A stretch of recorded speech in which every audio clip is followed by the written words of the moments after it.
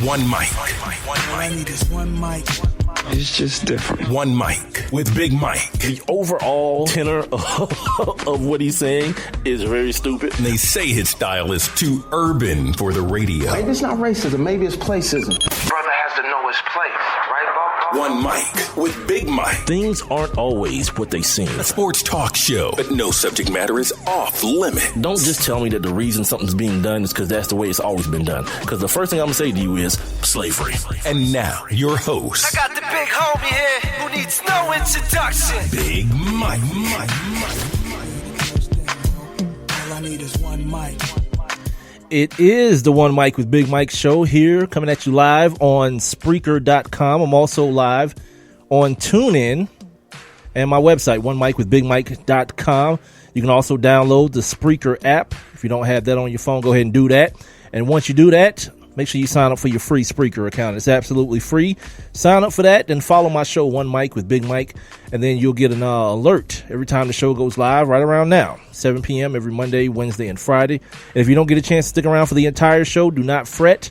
It is available online at all the platforms I've already mentioned, as well as on iTunes, iHeartRadio, Stitcher, Google Play Music, and YouTube. If you want to be involved in tonight's show, it's no sweat. Just text me at 404-902-8104. That's 404-902-8104. You can also jump inside my live and interactive chat room. All you got to do is be listening via Spreaker or head on over to my website, and you can listen there as well. There'll be a little thought bubble icon on the streaming player. Just click on that. It'll get you right inside the live interactive chat room. Or you can check me out live on Facebook right now. The Facebook page is at the number one MIC, WITHBIGMIKE. And you can leave your questions and comments below the live streaming video there on Facebook. Yes, indeed. I didn't even hit my hump day. It is hump day. It was a rainy ass hump day here in the A, man. It was storming all day, tornado alerts. I think we're still under a tornado watch. So if everything just conks out all of a sudden, I probably got swept away by a damn hurricane. But don't worry about me. I will be all right. Tonight, coming up at 7:30, my man Rohan Davey. Some of you may remember him, from his days at LSU. He also backed up Tom Brady for a couple of years and got a couple of Super Bowl rings out of the deal. So that was pretty sweet. I think right now he's doing some stuff still in Louisiana. Got a catering business, I hope, because I want to talk to him about that. He's got on his Twitter profile at Rohan Davey 6 that he's a chef. You know what I mean? So, damn the football stuff. I want to talk about food. I'm a fat dude. I love to cook. I want to, swap some notes with this guy. Hopefully on Friday, I get a chance at the same time to talk to my guy, Steve Silver from the legalblitz.com about some of all this, the legal stuff that's going on with the NCAA, with the NFL. For those of you who care or don't care, there's a lawsuit going on with the National Hockey League as well that pertains to concussions. This guy named Sean Stuckey, former NFL player who I've been trying to get on the show as well. He's one of the attorneys on it. So we'll talk to Steve Silver about a gamut of things. He's one of the smartest guys who ever make an appearance on this show, and we haven't talked to him in a while. So I thought Friday would be a perfect day. Then on Monday, a young lady named Danielle Slayton. Ran across her name in my reading. She's a well-accomplished young lady as well. Played a bunch of soccer for the United States national team, college, won some championships, did some broadcasting. She's now out at, I think it's UC Santa Barbara. I'm not sure. I have this information by the time she comes on the show, but she's actually trying to teach kids life skills, kind of like along the lines of what Colin Kaepernick is doing, trying to teach kids how to handle themselves, know their rights and things of that nature. So I'm gonna have her on Monday at 7:30, and we'll kick off the week with her. As far as today, man, don't forget, top of the next hour, we'll take a look back into the history of sports and do this little thing we call On This Day as well. As far as today goes, we got a bunch of stuff to talk about today. We got people leaving the NFL. We got people coming back to the NFL. There was a alleged championship game that took place on Monday. Oh, it was college basketball at its best. So if we have time, we'll get into that as well. We now know there's been some names put out there on who killed Tupac. So good for them, or good for the person who snitched. It's Suge Knight snitching, and he's saying that he's finally speaking out on who killed Tupac Shakur. We got some Twitter beef going on about one of my favorite topics, pay for play in the NCAA, and of course the rigid white man. No, they're getting education. That should be pay enough. Yeah. Russ Westbrook is at it again, and Sage Steele is in the news today again, but not for nothing. Not for nothing bad. I don't think for anybody else. Bad for her. And the reaction to it is kind of weird, to say the least. So we'll get into all that as well. And this week, the Masters, or as I call them, the Masters, kick off. And without Tiger, there's not a Negro in sight, other than the guys who work in the locker room and doing the serving, and those guys wearing the white gloves. Those are the only Negroes up in Augusta this weekend. We thought like 1 million black people was going to start playing golf. And I hear like a bunch of black people are playing golf. And I don't think Top Golf, I don't think that counts, but I think black people are playing golf now. But yeah, Tiger kind of broke the curve. Like, you got to be that good. If you want to get up in here, be that good. And like, yeah, there'll never be a Negro alive ever again, probably, that's as good and as dominant as Tiger Woods was at his best. So that's happening this weekend. I won't be paying no attention to it, but I just thought I'd bring it up because it is right down the street here in Augusta, Georgia. Well, let's start with the NFL.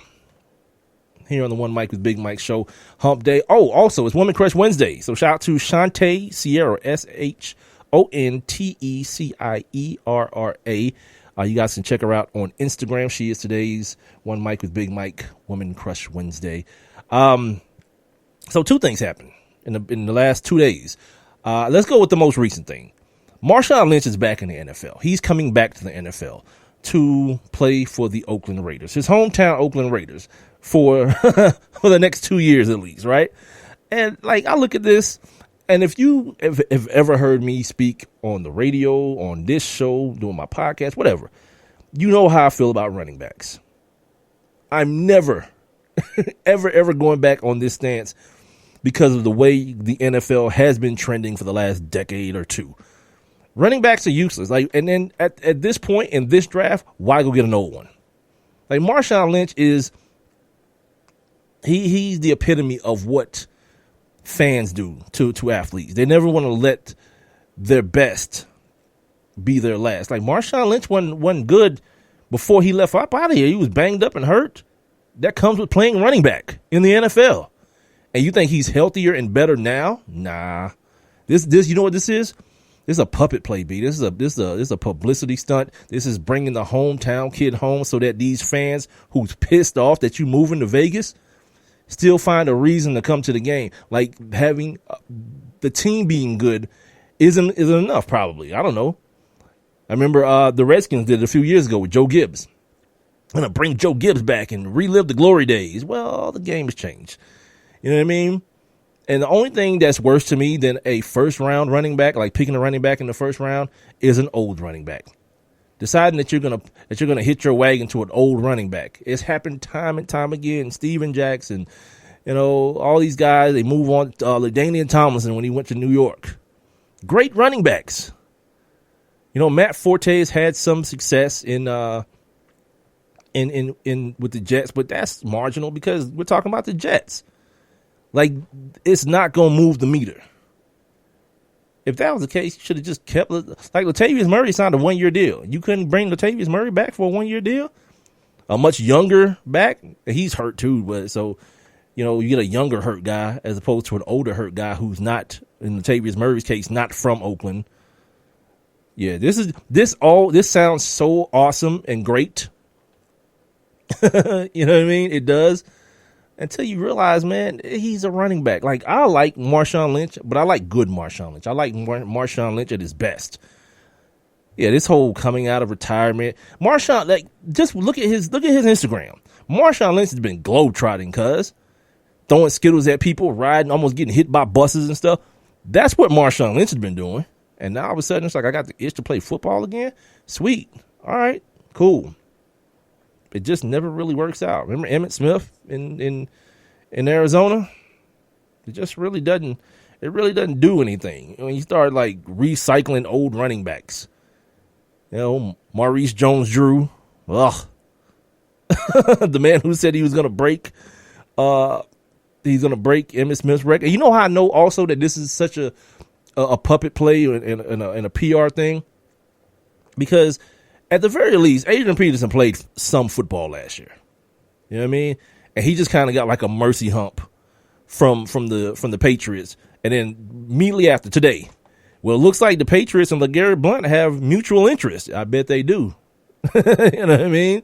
Yeah, LeGarrette found out Adrian Peterson was not around there running around with his damn shirt off and working out for the Patriots. He was like, yeah, I think we got some mutual interest type stuff going on here. Yeah, dog. The old running back thing, people are going to be happy about it. People in Oakland are going to be happy about it. They're probably going to get tricked into going to games to see Marshawn Lynch. Yeah, go to games to see Michael Crabtree and Mari Cooper and Derek Carr. Go there. Don't go to see Marshawn Lynch. You're going to be mad disappointed. Go to see Khalil Mack, Bruce Irvin and them boys. Go see them. Don't go see Beast Mode. Because I don't believe in it. I do not believe in old running backs. You get me a new one every couple of years with the draft the way it is. Just go get you a new one, man. All these 6-7 round running backs. The only team that had a first round running back in the playoffs last year was who? The Cowboys. Everybody else was trolling out guys like James White. Green Bay didn't even have a running back. They just put the kid that was playing wide receiver, number 88, put him in the backfield. Like, all right, we're cool. We'll just run with that. No one cares about running backs unless your team is moving and you just so happen to have your eye on a guy who's from the city and beloved by the city of Oakland. That's the only interest they have in Marshawn Lynch. He's a mascot at this point. Good for him, though. You know, they're going to pay you and you're going to get checks and you don't feel bad about continuing to get your brain scrambled. Run it. Get that money, man. A guy who is, I guess, tired of getting his brain scrambled, his collarbone broken, his back broken. Antonio Romo, formerly of the Dallas Cowboys. And I say formerly because he's been released with a June 1st designation. He's been released and he's retired. In case you were living under a rock yesterday and didn't hear, because it was everywhere in breaking news. And he's retired to go work for CBS. So shout out to him for that. And what somebody was talking about the other day as it pertains to these kind of things, man, it's like now you just have to be a person. You have to be somebody, you know, to get one of those jobs now. You know, you don't have to have any type of formal training. I guess people just feel like we'll put you on there, do what you do, just talk about football. All right. You know what I mean? And like, remember we was playing the clip when Keyshawn was going after Dan Le Batard for talking about Magic Johnson in the same light. Like, how is Magic Johnson? How is he qualified to run one of the most heralded franchises in the NBA in sports, basically? And I think it's a fair question, but then, you know, Keyshawn took it to the race thing and all that, not realizing that Dan Le Batard is not a white boy, he's Cuban, but whatever. And he says something to his co-host, a professional broadcaster. He says the only reason you on here is because you're interested. And my man's like, oh, no, I'm not. You know, because like when athletes get these jobs and get jobs on radio and TV, I think it escapes them that these people didn't, the other people that you're there with, they didn't get their job the way you got yours. Like people had to intern and people had to go like take mass comm classes and communication classes and go to broadcasting school and all these kind of things, work their way up, doing promotions and things of that nature. They didn't just like say, this is my name, I need a job doing this thing because I know it very well. I should know it very well because I played it for a long time. And that gets lost on people. So, you know, Tony Romo's going to be in the booth. Oh, by the way, I didn't mention this part. Yeah, he's got the number 1 slot for CBS. The joint with Jim Nance that was previously held by Phil Simms, and everybody's, you know, kind of considering Phil Simms to be out the gate that he's done. Well, not so fast. Phil Simms is actually under contract for a bunch of years, so if they do can him, and I think he does. Doesn't he do Inside the NFL also on Showtime? Showtime is a CBS affiliate as well, so you know he's got other jobs. It feels to me like he'll get some kind of reassignment type thing. They'll fly him around like they used to do Terrell Davis on NFL Network to interview people and be all country and hicky and common man guy and all these kind of things. Instead of like just, you know, letting them ride. I think it's still like a kick in the teeth though, you know, although, you know, it's kind of like It's kind of like the billionaire who married the girl because she was young and pretty, and then when she wasn't young and pretty no more, went and got another young and pretty girl and left her alone. It's kind of that kind of situation. Like Phil Simms got into that gig the same way. Got him a couple of Super Bowls, average quarterback, you know what I mean? Playing in New York. Got the gig. And now the younger, prettier guy, or so it may seem at this point, we'll see how it works out. And there'll be people who will be paying like mad crazy attention to how Tony Romo does, and whether or not he's on some ridiculousness and he can't do the job. People will be paying attention. And the other thing they'll do, they'll compare him to guys like Collinsworth, these seasoned guys. Like if you want to see a dude prepare for the gig, like what was this on Real Sports? You probably can HBO Go this or on demand it. The episode of Real Sports where they profile Chris Collinsworth and his week and the things he goes through during the week to get prepared to do the games on Saturday or Sunday. It is outstandingly done. It is professionally done. I know a lot of you don't like Chris Collinsworth or whatever. You think he's a blowhard. But the one thing that dude brings to the table, guys like him and Mayock, Aikman's pretty good. They bring information. They bring tangible information to the table. And if you're one of those people who think things can get too nerdy, like my man, my former co-host Rob Calloway. He didn't like Mike Mayock. He thought Mike Mayock sounded too coachy, and he used too much coach speak. On the other hand, I love that stuff. I love to hear Mike Mayock talk and break stuff down. Him and Charles Davis and cats like that. So we'll see where Tony Romo lies, because the thing with him is you ain't really heard a lot of Tony Romo in the media. Like some of these guys that you see on TV now, you've seen them kind of auditioning throughout their careers. Every time a mic's in their face, they find something outlandish to say or something to do and all these kind of things. Tony Romo, not so much. You know what I mean? So it's gonna be. I think I heard somebody describe it as a trial by fire type situation, and I think Boomer Esiason said it's gonna be like a trial by fire situation. And you can assume him and Boomer and Phil Simms are buddies. They played in the same era and all that. So it's kind of probably chapping the hide of old Boomer, seeing one of the old dogs get put out the pasture and seeing this young cat come in straight off the field too, by the way. Like this dude was juggling offers from teams, or kind of. He was in most people's eyes looking for a team and also a broadcasting job. Like, yeah, I love that, boy. It's good to be white in America, boy. The other thing that happens, like when things like this go down, guys retire, that get real weird to me, it feels like people start eulogizing cats. Like they play all the highlights and slow motion and the music behind them. Tony Romo will be remembered. Wait, what's happening? Is he dead? Nah, he just got another job. Like I've never what if that happened in real life? Like what if that happened in your real life? Like every time you took another job. Now I actually think people be looking for that on like Facebook and stuff.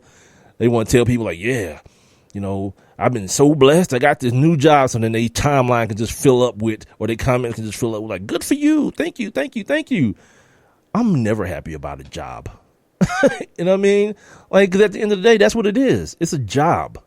You know what I mean? It's you doing stuff to make somebody else money. You know what I mean? Like, I ain't balling, but I work for me. You know what I mean? And my boss is an a-hole, but at least I can deal with it. I've been dealing with him for 40 years now. So and all full disclosure, I'm also a terrible employee. I am a terrible employee because I don't like dumb stuff, and I tend to not be silent when dumb stuff arises, and that tends to get me in trouble and so forth and so on. What up, Reggie? Reggie's in the building, man. Reggie's up in the chat room. If you guys want to join Reggie up in there, you got to be listening to the show via Spreaker.com or download that Spreaker app. Or I do invite you to check out the brand new OneMic.com website. You'll see a streaming player on all three applications. It'll also have a thought bubble icon on it. Just click that thought bubble icon.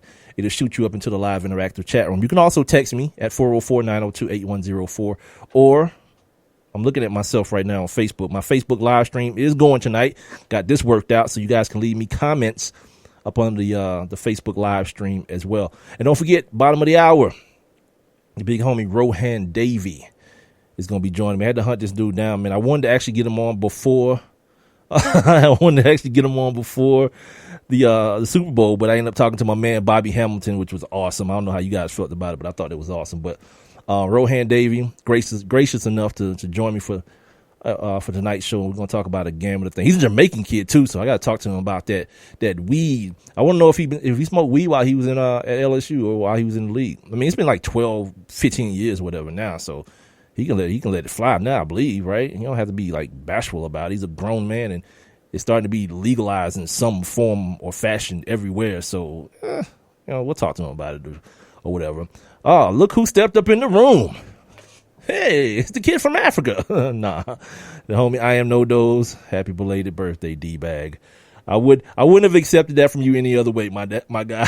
In any other form, I would not have accepted that, but I will accept that from you because you punctuated it with the appropriateness of calling me a D-Bag at the end. All right, back to Tony Romo here. The other thing I want to talk about with Tony Romo, because in my career, in my broadcasting career, we've had this situation. I would have this situation where it always come across like I was this Tony Romo apologist. You know what I mean? And the thing is with me, I just never understood. I would even ask these questions like, why do people hate Tony Romo? Like his story alone, it feels like that should make him more endearing to people. This dude was an undrafted kid out of a 1AA school at Eastern Illinois, sitting behind probably one of the best pure passers in the game for a long time in Drew Bledsoe. You know what I mean? One of the biggest arms in the game in Drew Bledsoe. End up getting benched.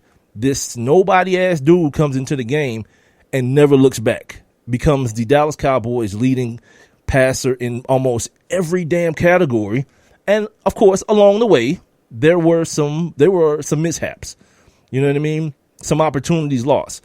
That drop snap against Seattle. Let me go back to that real quick because there's some context to be put into that play. Not the play itself. It happened.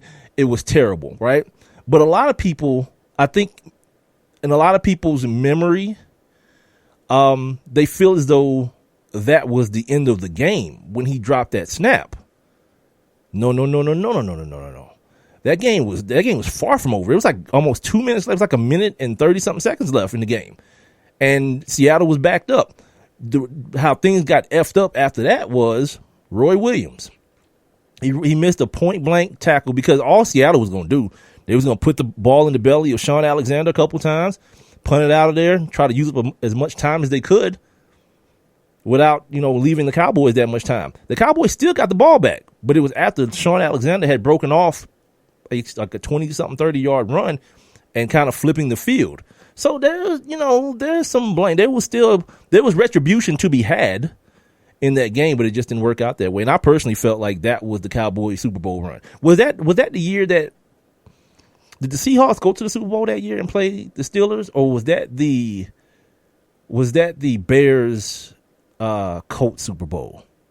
Either way, I just remember thinking like, damn, they blew it. Like that team, that 13-3 or whatever it was, 14-2 team, that was a Super Bowl team. And it came down to just putting the damn kick down, and it didn't happen. And there were some timely interceptions that were throws that shouldn't have been made. But I would always point back to this couple things, that he's retired now, and he leaves the game as with the most fourth quarter comebacks in the league. And I think on the other end, if I'm not mistaken, he almost has the most failed comebacks. And what that tells you is he was playing on teams that kept him in the position where he always had to be the guy at the end of the game. You know what I mean? And the whole wins and losses thing for quarterbacks, I think I think it was even him that pointed out. He was like, you drive the team down to the 30-yard line, guy misses a 47-yard field goal. Well, as the quarterback, that goes down as a loss for you. That doesn't seem right to anybody because somebody else didn't do their job. But it's more palatable for fans that way because they don't have to think as much. I mean, they lost the game, so that's a loss. Meanwhile, Joe Flacco wins, quote unquote, wins the playoff game in which he threw the ball 11 times and I think completed like 4 of them. Yeah, those are the breaks. See, here's the thing. Big L's in the building. What up, dog? 2-4 playoff record. Like, that's not a real thing, though. I mean, that's not a real thing by virtue of the sport that it is. I don't know when that started. I don't remember that being a situation when I was watching Warren Moon and I was watching Steve Young and John Elway. People didn't talk about win-loss record then. That's a pretty recent, like within the last decade type thing, giving a win-loss record to a quarterback that's one of 22. Like, when I say it like that, it even sounds absurd, but that's what it is. So people look at the 2-4 playoff record and, oh my God, he's terrible. Nah, I think Tony Romo was, in his time, especially at his best, was one of the best quarterbacks in the NFL, but he never got the credit. And I think it's kind of that I guess people don't like the Dallas Cowboys for whatever reason. That's the thing. And then he's the quarterback for him. But again, his story in and of itself, like, people get all crazy about their Tom Brady story. Tom Brady at least got drafted and he went to a big time school. Like, it was his fault that he couldn't get on the field at Michigan. This dude went to Eastern Illinois. And I think it was Sean Payton that had to talk Bill Parcells into, like, look, we got to pick this dude up. He's going to be all right. This kid is going to be cool. And even when Sean Payton went to New Orleans, he wanted to take Romo with him. And Parcells was like, nah, you take your ass on. You leave him because I'm going to have to bench Drew Bledsoe here in a minute, and I'm going to need him to do some things. And I don't think anybody anticipated the things that he would do. Okay, so I am no those is saying, like, around when Peyton Manning, yeah, that's what I was thinking. Like, nothing real recent, because I never remember watching. He's saying that he believes Peyton's in English, Peyton Manning coming into the league is kind of around the time they started that whole win-loss thing with quarterbacks. Yeah, because it's just like, they don't even do it in baseball anymore. And in baseball, it's an official stat. Like, they don't even put a lot of weight on it anymore because of all the things that go into wins and losses for pitchers. Like, some dude has a 1 point. I think 2 years ago, Jeff Samardzija had like a 1 point something ERA and couldn't win a damn game because guess what? His team wasn't scoring runs. So you get like no decisions. He'll lose games 1-0. But then it looks bad on him when he's got like this 3-4 record. But no, you got to kind of look deeper. I think Tony Romo as a quarterback, and then the conversation comes up, Hall of Fame. That's not really a conversation for me. When it happens for people. Like, the TO thing to me is ridiculous. And I think it's one of the things that discredits the whole process anyway. So the conversation that we feel like we have to have every time somebody of notable stature walks away from the game, we have to say, well, is he a Hall of Famer? Who the hell knows? You know what I mean? If T.O.'s not, who the hell knows? I will say this, though, and I'll point this out to you guys. I don't know if it'll mean anything or what, but I went and I tried to just get a comparison for guys who have like similar stories or whatever. And Tony Romo, for his career, he threw for about 34,000 yards, 248 touchdowns. His yards per attempt are at 7.9. Those are the pretty much completion percentage at 65. And then I also went and found Kurt Warner's situation. Kurt Warner just got inducted to the NFL, to the Hall of Fame. Same type of story, came out of nowhere, played in the Arena League. We know the story about the bagging the groceries and everything. Well, here's Kurt Warner, 32,000 yards, 65% completion percentage. He only threw 208 touchdown passes. And this is a man who played for the greatest show on turf. And he's going into the Hall of Fame with a 93.7 quarterback rating. What's Tony Romo's? 97. So at the end of the day, I don't know. I don't know what the criteria is. I don't even think the Hall of Fame people know what the criteria is. But the conversation of is he or isn't he, and then saying that you can make the qualification because, like Big L pointed out, the playoff record or the Super Bowl rings not being there. Those are things that people can't control. I remember LaDainian Tomlinson being asked, which would he rather be, the Hall of Famer or a Super Bowl champion? He says he would rather be a Hall of Famer, and his reasoning, and it's kind of, you feel like it might be skewed because he doesn't have a ring, but his reasoning to me is solid, that being a Hall of Famer is something that you can control in a certain aspect, like maximizing your own ability. To win a Super Bowl ring, a lot of other things got to come into the picture. Like, for example, my next guest, Rohan Davey, has 2 of them. Rohan Davey has 2 Super Bowl rings, and Tony Romo has none. But I'm sure I'll ask him when I get him on. I'm sure he'll make the argument. I mean, I'm sure he won't make too much of an argument with the fact that Tony Romo's a better quarterback than him. So the rings thing can play a factor, but I don't think it's the end-all, be-all. Speaking of Rohan Davey, we got him coming up next right here on the One Mic with Big Mike show. Don't forget the show is being heard live here on Spreaker.com, the Spreaker app, tune in, and, of course, One Mic with BigMike.com. Also, make sure you, excuse me, send me your text messages at 404-902-8104, 404-902-8104. You can also jump in the live interactive chat room with these crazy idiots. Hey, I'll address it on the way back, Big L. You're an idiot, man. We'll be back. I have one question for you. Do you or someone you know run a business that could benefit from additional exposure? The One Mic with Big Mike show is currently taking on new sponsors and advertisers. One Mic with Big Mike is currently syndicated across 8 different online platforms, and your company's name could be heard and seen across all 8 as well. Let's get to work. Please send all inquiries to Mike at onemicwithbigmike.com. Thank you for listening. Thank you for your continued support. All I need is one mic. I'm in almost every school bus and classroom. I go to school with your children. We say the Pledge of Allegiance together. You see me around the neighborhood and you tell me that I'm a pretty good kid. Well, I'm 1 out of every 5 children in America, and I'm struggling with hunger. This problem is closer than you think. My teacher tells me we can grow up to be whatever we want. I want to grow up to be someone who doesn't go to bed hungry. There's enough food in this country to feed everybody. Please visit feedingamerica.org today and find your local food bank for ways to help. Every dollar you donate helps provide 8 meals for kids like me, quietly struggling with hunger. Together, we are Feeding America, brought to you by Feeding America and the Ad Council. And now, back to One Mic. What are we waiting for? Let's get to it. With Big Mike.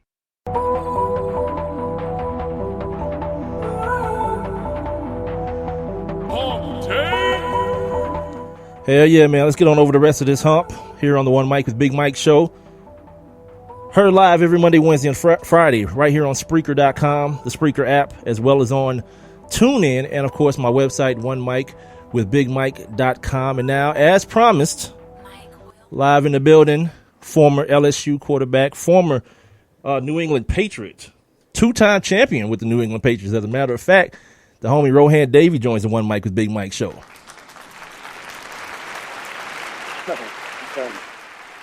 What's good, dog? How you doing, man? I'm doing good, man. How about yourself? What's going on? Man, I can't call it at all. So yeah, you came up in the last segment. We was talking about Tony Romo retiring and whatnot, and how people bring in the topic of rings when it comes to people making it to the Hall of Fame. And like, I use you all the time, as a matter of fact. I use you all the time as the example of, like, this dude got 2 Super Bowl rings. You know what I mean?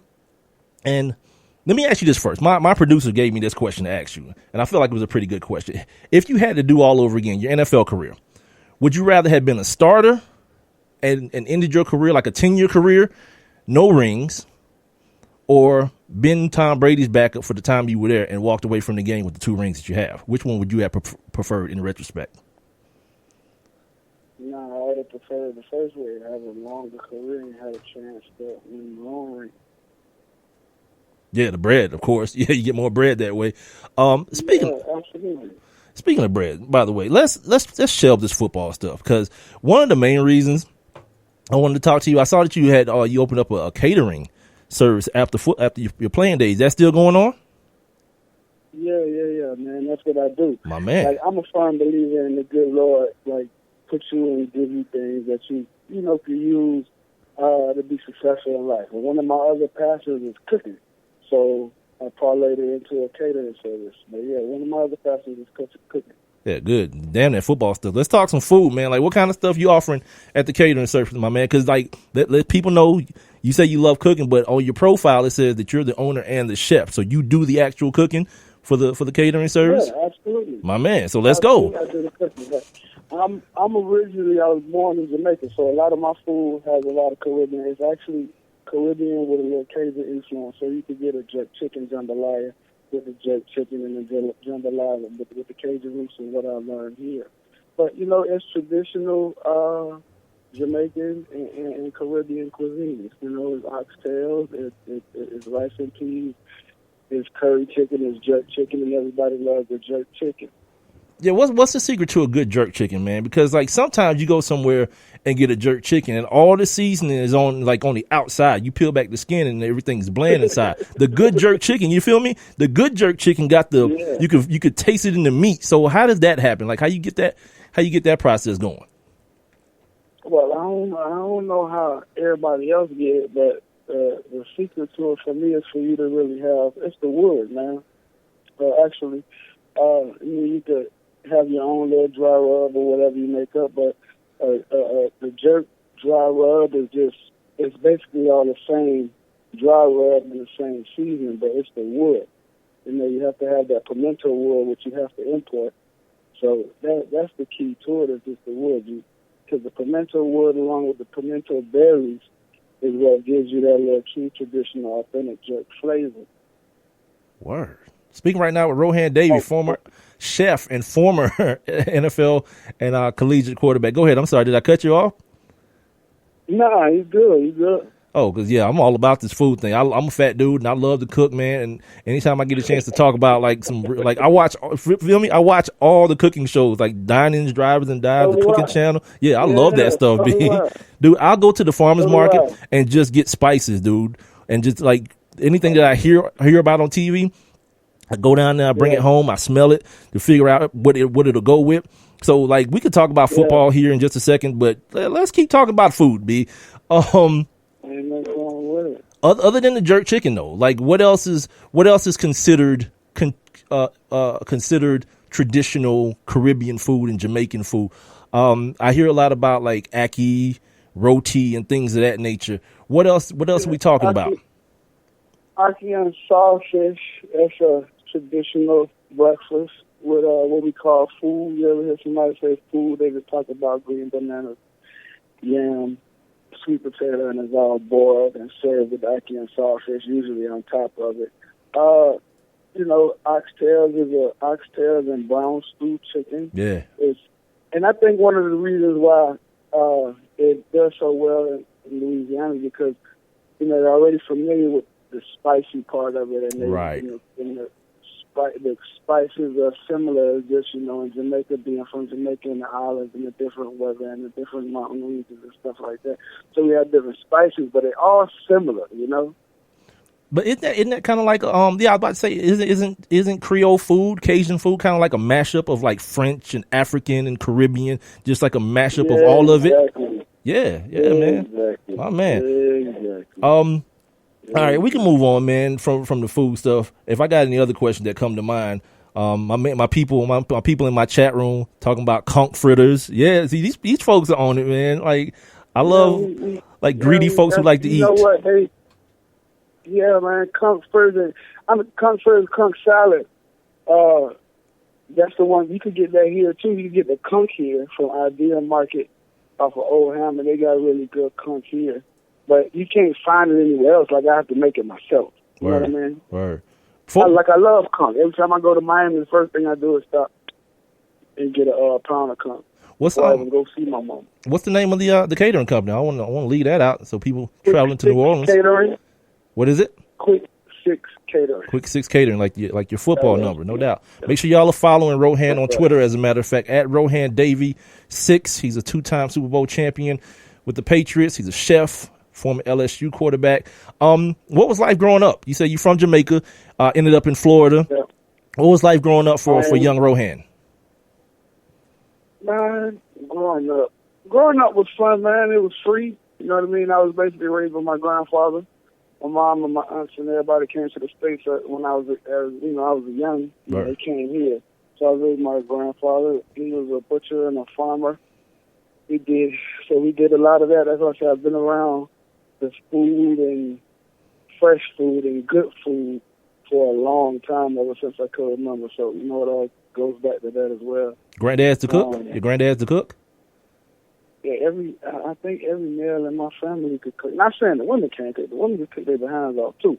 But yeah, everybody could cook. Everybody could cook. Hashtag real men cook. Everybody. Believe that. Hashtag real men cook. Feel that. Everybody could cook. Let's talk about you. Like, I remember you in college, man, and the write-up on you is that the big arm, Rohan Davey, the kid from Jamaica. First of all, how does a kid from Jamaica fall into football? Like, how do you get into football as opposed to maybe soccer?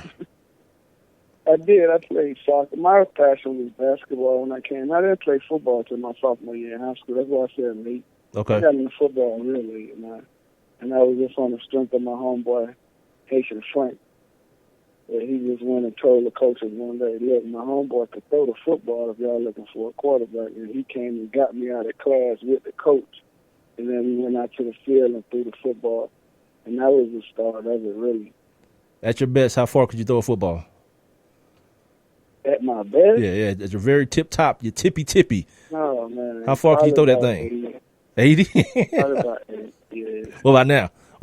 Like 20 years later? Right now? Yeah, how long can the thing fly right now? Probably about 60. Oh, well, damn. Well, damn, P. Because you still kind of active, right? You still working with kids and things of that nature, right? Yeah. Yeah, so you can't right. You can't fall off too much. Right. These kids start messing with you. I know how it is, man. These kids start getting at you. I got kids. Yeah, man, exactly. And then especially now, I'm so old now. Whenever I train these kids as well, like quarterbacks, and whenever I meet their parents, so I be having to tell them, they be talking, and their mom or their dad are telling, yeah, he played for LSU, this and that. I just look to the kid, I be like, listen, just if you want to find out about me, just Google. Yeah. And that's the only tool right now. Because, that's the only good thing about the social media and about all this internet and all that stuff like that. That the kids will look back and be like, okay, Coach was the real deal. I better listen. Now I got something to validate what my mom and everybody else been telling me. See, you better than me because I just show up at the spot with both of the rings on straight shine. I just get them shined up every time I go out there. Like, yeah, this is real. Forget all the YouTube. Yeah, this is the real deal. That's why I put up. Yeah, exactly. Yeah, that's a good part about it. That when they come and you see them, they're looking at them, they're paying attention. That's all that far as you get them going. Let's talk about that time with the Patriots. Like, you got drafted to the Patriots, and I kind of always feel like, even like now, you were there at the kind of the beginning of the Brady thing before it became what it is now. This legendary tale of a quarterback. But in retrospect, do you think your career would have been extended had you been drafted somewhere else? Because everybody that comes up behind that dude is like, yep, there's Matt Castle, there's Ryan Mallett, the new kid, Jimmy Garoppolo. There's Rohan Davey. There's what's the other kid's name? The other black kid from Kansas State, Michael Bishop. All these dudes came up behind Tom Brady. They all came and left. He's still there. Yeah, well, I mean, honestly, man, it's a testament to Tom. You know what I mean? Like, it's him staying durable. It's him progressing every year and changing something about his game, enhancing something about his game every year, and him being just as productive and as efficient as he's been over the years. It's not a fluke or luck what he's done or what they've done, but just speaking specifically as a quarterback, he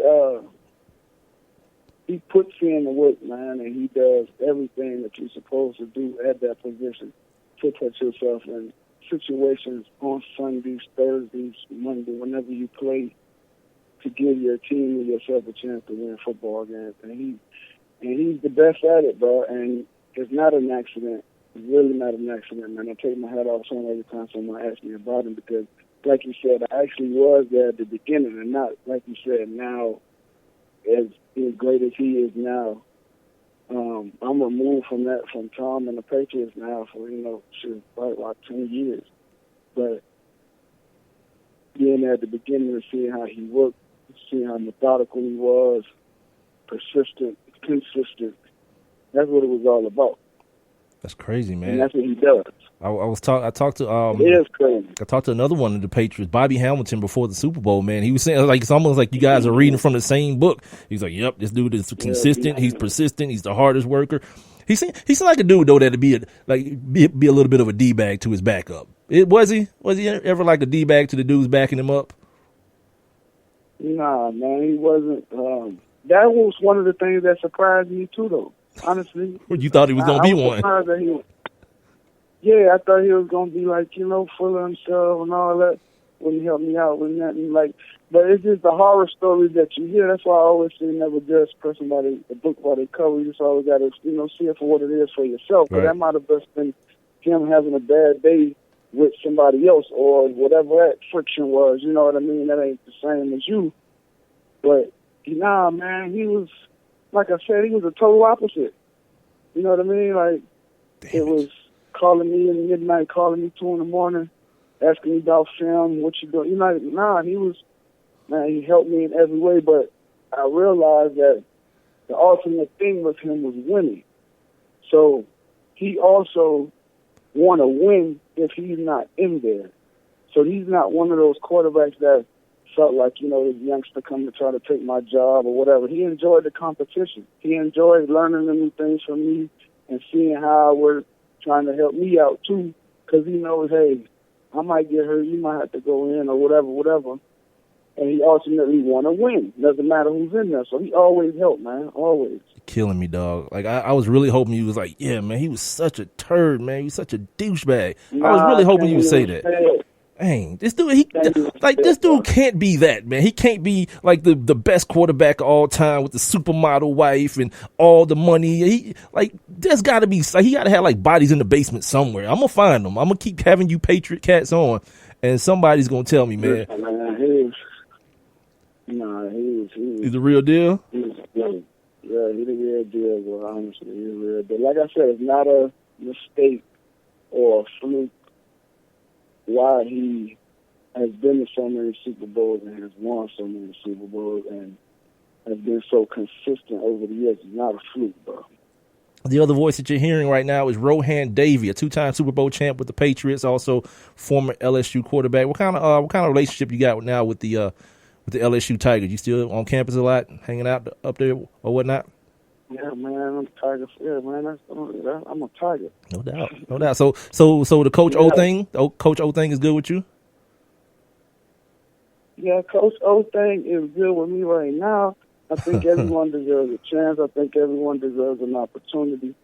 It'll be wonderful. It's a great feel-good story for a coach from Louisiana who bleeds purple and gold, not just as a coach, but also because he's from here and he loves his school.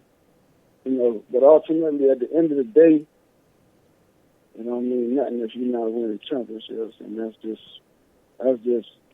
the standards that I put it at, the standards that I hold it to. They struggled at the quarterback situation. At the quarterback, man. I read some stuff with you and with you talking about Brandon Harris and the quarterbacks they rolled out. I feel like they kind of wasted Leonard Fournette, man, by not having just an adequate quarterback, like not a Rohan Davey, but just like an adequate dude that could pose a threat to as a quarterback. Are they, from what you know, are they addressing that right now to make sure that this kid, what's the kid that's coming up next year, the running back? I think so. You know what I mean? I think they're trying to address it. They have a bunch of capable and comparable quarterbacks there. They recruited well. Cole Brennan, Narcisse, Lindsey Scott from last year. And then not to mention the return of Edelman. So it's a lot of guys vying for a position, and I think that the most important thing for them, for everyone really to understand is not only are you having a quarterback battle that's going to be taking place and going on, but you also have guys learning and holding the offense. Right. It's the first time since the Les Miles era that there's no carryover from the year before. It's just totally Matt's offense that he's implementing, meaning Matt Canada. And, guys are going to not like this. Like I said, he was gone for the first 2 spring scrimmages. One time the offense looked good and the defense looked good, and the offense doesn't look well, so on and so forth. But we're going to have to be patient, man. Is I guess what I'm getting at. We're going to have to be patient with it. But the offense is going to be awesome. I mean, I absolutely love the offense, the movement that he has with it, the way he's trying to shore it up for the quarterback to identify the defense immediately. It's going to be good. The guys are going to have to buckle down, stay in their playbooks, and just get it, because it's really going to be interesting. Speaking of quarterbacks, what are these guys going through right now? These guys who are these Deshaun Kaisers, the Deshaun Watsons of the world. What's the kid's name from North Carolina? These guys that are getting ready for the draft right now. You were a guy who had to go through the process. What are these guys going through right now, being poked and prodded, and everybody analyzing everything that they do? All those guys you just talked about, they're probably going through a different, probably a similar anxiety and stuff, but a totally different mindset from me. I mean, all those guys you just mentioned are projected to go like in the first two rounds, okay, or mostly the first round. So for them, I'm sure it's excitement, knowing that they're gonna go, and excitement, for their family. Like it's the same things as you hear. This is really a moment that you really do think about and have thought about. It's like, I guess women as kids, they say they think about getting married and dress up and think about it. I think it's similar to athletes, whether it's an NBA player or baseball player or whatever sport you're in. You think about the top of, the sport. Right. And college is getting drafted high. NFL is winning a Super Bowl. Also, NCAA championship, of course, but, individually getting drafted. And they're excited, bro. They're really excited. They're excited to see where they go, and anxious and anxiety. And just trying to keep yourself busy.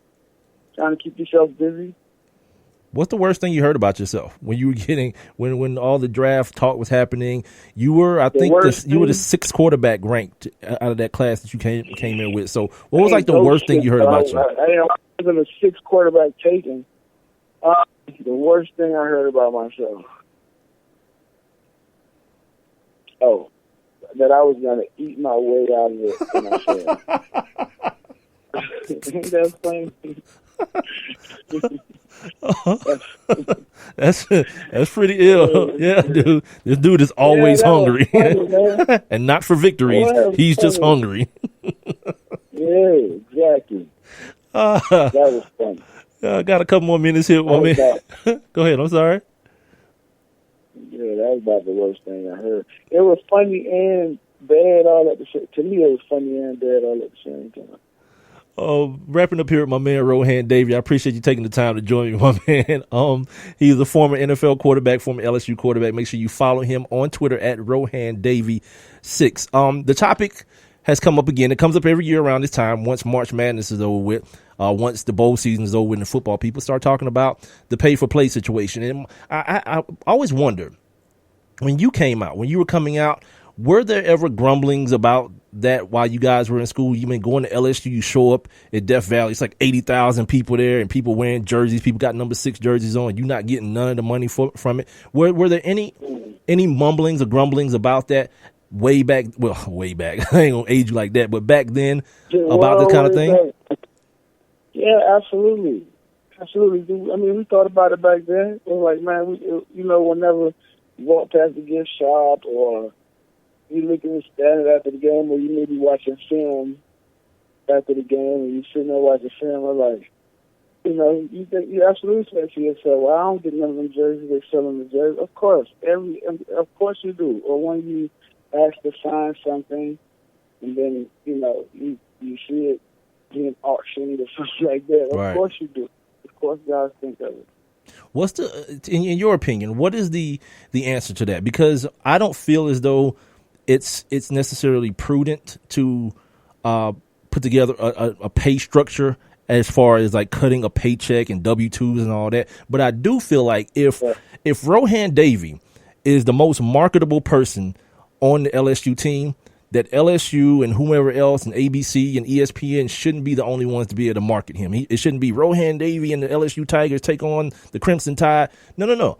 if you have a name that's worth something, because I guess looking back, we can agree that was probably the height of your marketability, was it not, at LSU?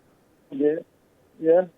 So I feel like the kid should be like, if somebody want to give a kid a car to say, hey, I got this car from so-and-so Chevrolet to drive around for the semester, why not? Because everybody else doing it. Everybody else can benefit off this kid. Why not? Why not the kid? Do you feel like that's kind of a fair compromise? Well, not fair, because then there's going to be somebody. What about the third string punter? Well, be better. You want stuff to be better. My thing with it is, and it's kind of along the same line you said, is I think there should be some kind of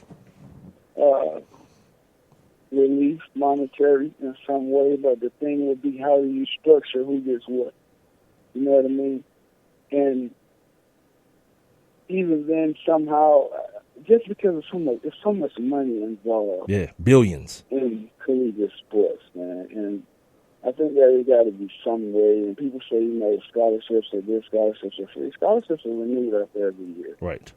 So that's not even that to me up for debate. It has to be some other way that you can do something for these athletes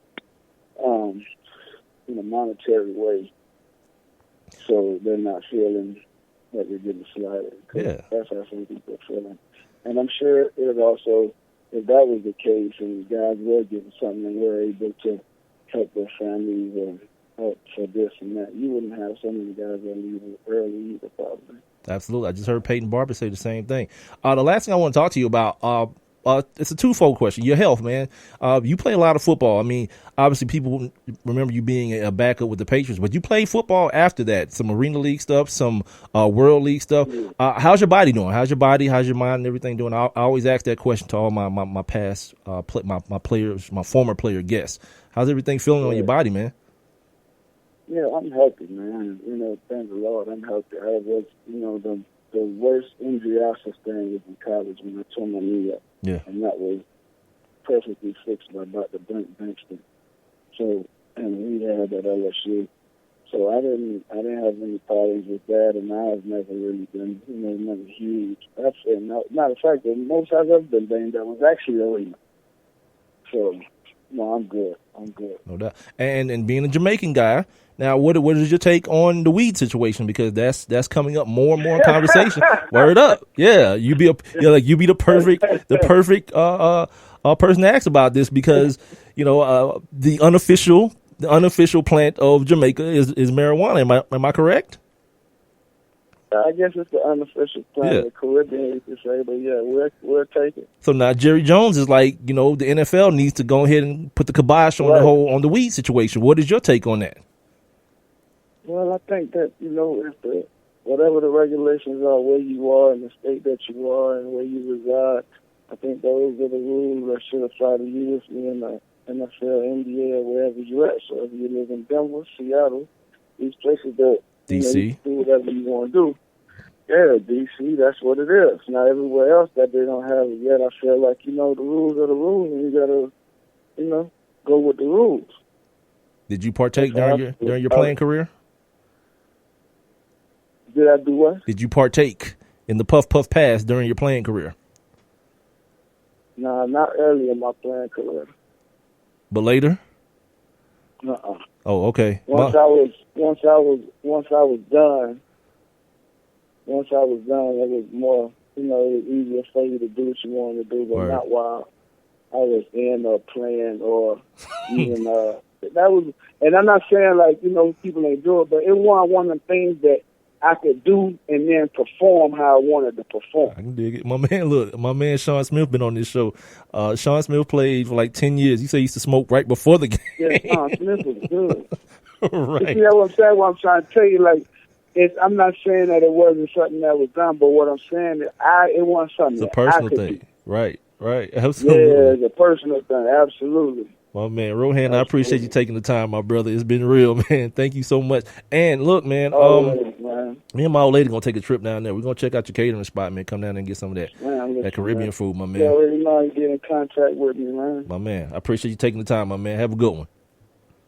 You too, partner. It's Rohan Davey, man, former LSU, New England Patriot, 2-time champion, Jamaican boy. You know what I mean? Yeah, man, we could have kept talking about that Jamaican food, man. I could tell you wanted to talk about it. Like us fat dudes, man, we have like a kindred spirit, and a bond when it comes to eating good food, man. I said I was going to address something before I go to break here. Oh, Big L. We were talking about Tony Romo playoff records and win-loss records for quarterbacks.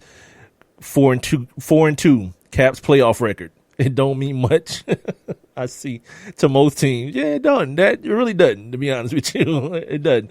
As much as I want my man to get a gig and continue to do the great things he's been doing in the National Football League, yeah, that 4-2 record is like kind of fugazi anyway. You know what I mean? At this point, you know what I mean? It's like, what have you done for me lately? And unfortunately, our guy Colin Kaepernick hadn't done a whole lot. I think enough to get an NFL gig, but too bad it's not for people like me and you, Big L, to determine those kind of things. So we'll come back. We'll get into On This Day. Move on to, I guess I'll get into some of this NCAA stuff. I got a couple more things I want to get out as far as the NFL goes as well, and we'll try to wrap it all up in the next hour or so. This is the One Mic with Big Mike show. I have one question for you. Do you or someone you know run a business that could benefit from additional exposure? The One Mic with Big Mike show is currently taking on new sponsors and advertisers. One Mic with Big Mike is currently syndicated across 8 different online platforms, and your company's name could be heard and seen across all 8 as well. Let's get to work. Please send all inquiries to Mike at onemicwithbigmike.com. Thank you for listening. Thank you for your continued support. All I need is one mic. I'm in almost every school bus and classroom. I go to school with your children. We say the Pledge of Allegiance together. You see me around the neighborhood and you tell me that I'm a pretty good kid. Well, I'm 1 out of every 5 children in America, and I'm struggling with hunger. This problem is closer than you think. My teacher tells me we can grow up to be whatever we want. I want to grow up to be someone who doesn't go to bed hungry. There's enough food in this country to feed everybody. Please visit feedingamerica.org today and find your local food bank for ways to help. Every dollar you donate helps provide 8 meals for kids like me, quietly struggling with hunger. Together, we are Feeding America, brought to you by Feeding America and the Ad Council. One Mic. All I need is one mic. What's the name of the show? One Mic with Big Mike.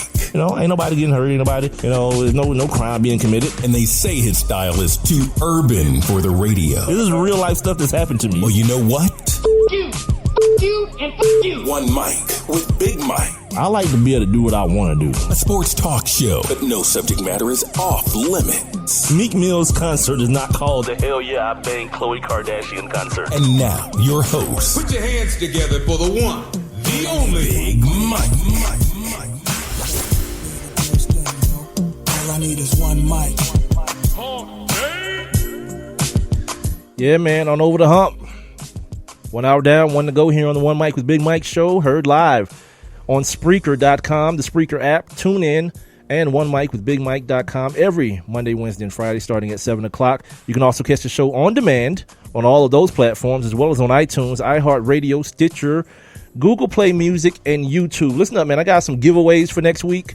NBA playoffs starting. The Atlanta Hawks right now are in the playoffs. They're acting like they don't want to get there, losing all these damn games. But I got a couple of Atlanta Hawks Mitchell and Ness New Era hats that I'm going to be giving away. I just got to figure out between me and Reggie, we're going to figure out a way to give these things away to some of you guys, whether you're an Atlanta Hawks fan or not. Like, suck it up, man. It's free stuff and it's brand new. It's just my way of kind of showing some appreciation and trying to like garner some more listenership through the giveaway deal or whatnot. If you guys want to text the show, 404-902-8104. You can also jump inside my live interactive chat room. Shout out to Reggie, Big L. I mean, I am No Dose. There was a couple people some new guys in the chat room on Monday, and for whatever reason, my console was screwing up, and I couldn't see my list was blank. And it was after the show where I saw, like, it said you have new messages from people, and I saw this long list of the new people who were listening to the show. So shout out to them as well. I don't have their names memorized because I'm just that guy that doesn't remember names. You know what? We will address this. After On This Day, we'll address something that Reggie just brought up in the chat room. He says, so are they saying Cam Newton couldn't get away with all the extra stuff Gronk has been doing? The double standard. I do have an article here on the Gronkowski double standard. I call Rob Gronkowski the happiest person on earth to be white. He realizes that he's a white man in America, and he takes full advantage of it. So we'll talk about that here in just a second. But before that, let's take a look back. Now, let's take a look back. On this day. Alrighty then. Your Hump Day edition of On This Day goes something like this. On this day in 1902, a soccer match riot between Scotland and England kills 25. Yeah, for all you folks that run around here hollering out ride or die, I'm a ride or die fan. Yeah, you get over there in one of them hockey games and find out for real that cats is getting murdered and burnt alive and beat up. Yeah, those cats are on, and I'm not suggesting that should be a thing. I think all fans are weirdos and crazy people anyway, but yeah, these people and they soccer, mess around if you want to. This is 1902 that I just said. It's still going on right now in 2017. On this day in 1967, the Philadelphia 76ers, Wilt Chamberlain set an NBA playoff record, I believe it is, for 41 rebounds in the game. We'll talk about my man Russ Westbrook. Speaking of the number 41, we'll talk about Russ Westbrook here in just a second as well. On this day in 1973, the NFL adopts a jersey numbering system, i.e. quarterbacks wear 1 through 19, the running backs wear the 20s through the 40s, and that kind of got thrown into a little bit of flux when Keyshawn Johnson petitioned to wear the number 19. They let him do it, so now receivers get to wear team numbers as well, and so forth and so on. On this day in 1985, the captain, Kareem Abdul-Jabbar, breaks Wilt Chamberlain's all-time career scoring record of 31,419 points. I think he ended up with 31,421, to be exact, if I'm not mistaken. On this day in 1985, John McEnroe said, and I quote, "Any man can beat any woman at any sport, especially tennis." This is 1985, dude. If this happened today, there would be so much outrage. I can't believe he's a sexist, and they'd be losing their damn mind about this. And he's fundamentally wrong. The premise that because I'm a man, like you could put me and Brittany Griner, me and what's the other girl's name that's pretty good? Skylar Diggins on a basketball court, and I won't get worked. Just because I have a penis? Nah. Yeah, I'm gonna get that work. Trust that. I'm 40 years old. These some young people with game. I'm gonna get so any man can't beat any woman in sports. Like that'd be like him right now in 2016 or 2017 taking on Serena. Yeah, it's game set match immediately.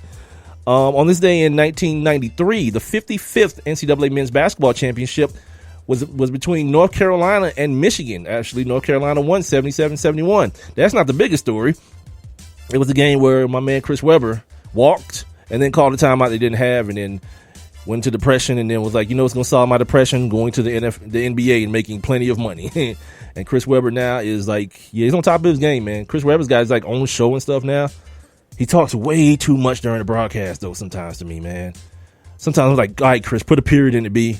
Quit putting the commas and the semicolons. Just put a period in it. Let it breathe. It's not radio, it's TV. You have a visual aid. And finally, on this day in 1999, Barry Lamar Bonds was walked intentionally for the 270th time in his career. He passed the great ATL stand-up Hammer and Hank Aaron on the all-time list. And ladies and gentlemen, that is your Hump Day episode or edition of On This Day. All right, let's get into this situation. I think I said everything I wanted to say about Antonio Romo. Shout out to him, man. Walked straight out off the field into the most prestigious spot in the booth with Jim Nantz. Hello, friends. Jim Nantz, the voice of the Masters. Speaking of, man, Underground come on tonight, 10 o'clock if you guys are into that. I like Underground, the show Underground, the slave show or whatever, but the writing to me is just too everywhere. You know what I mean? It's just everywhere. Like these slaves are using these huge words, like, you know what I mean? And they're talking too proper. Like if it's going to be slavey, man, like just warn the white people beforehand that it's going to be that and let it ride. We'll catch on. We'll understand. But like all the proper usage of English out of these slaves who supposedly can't read, yeah, I'm good. But the show in and of itself it tells a decent story. You know what I mean? When you take 10 minutes to ask questions.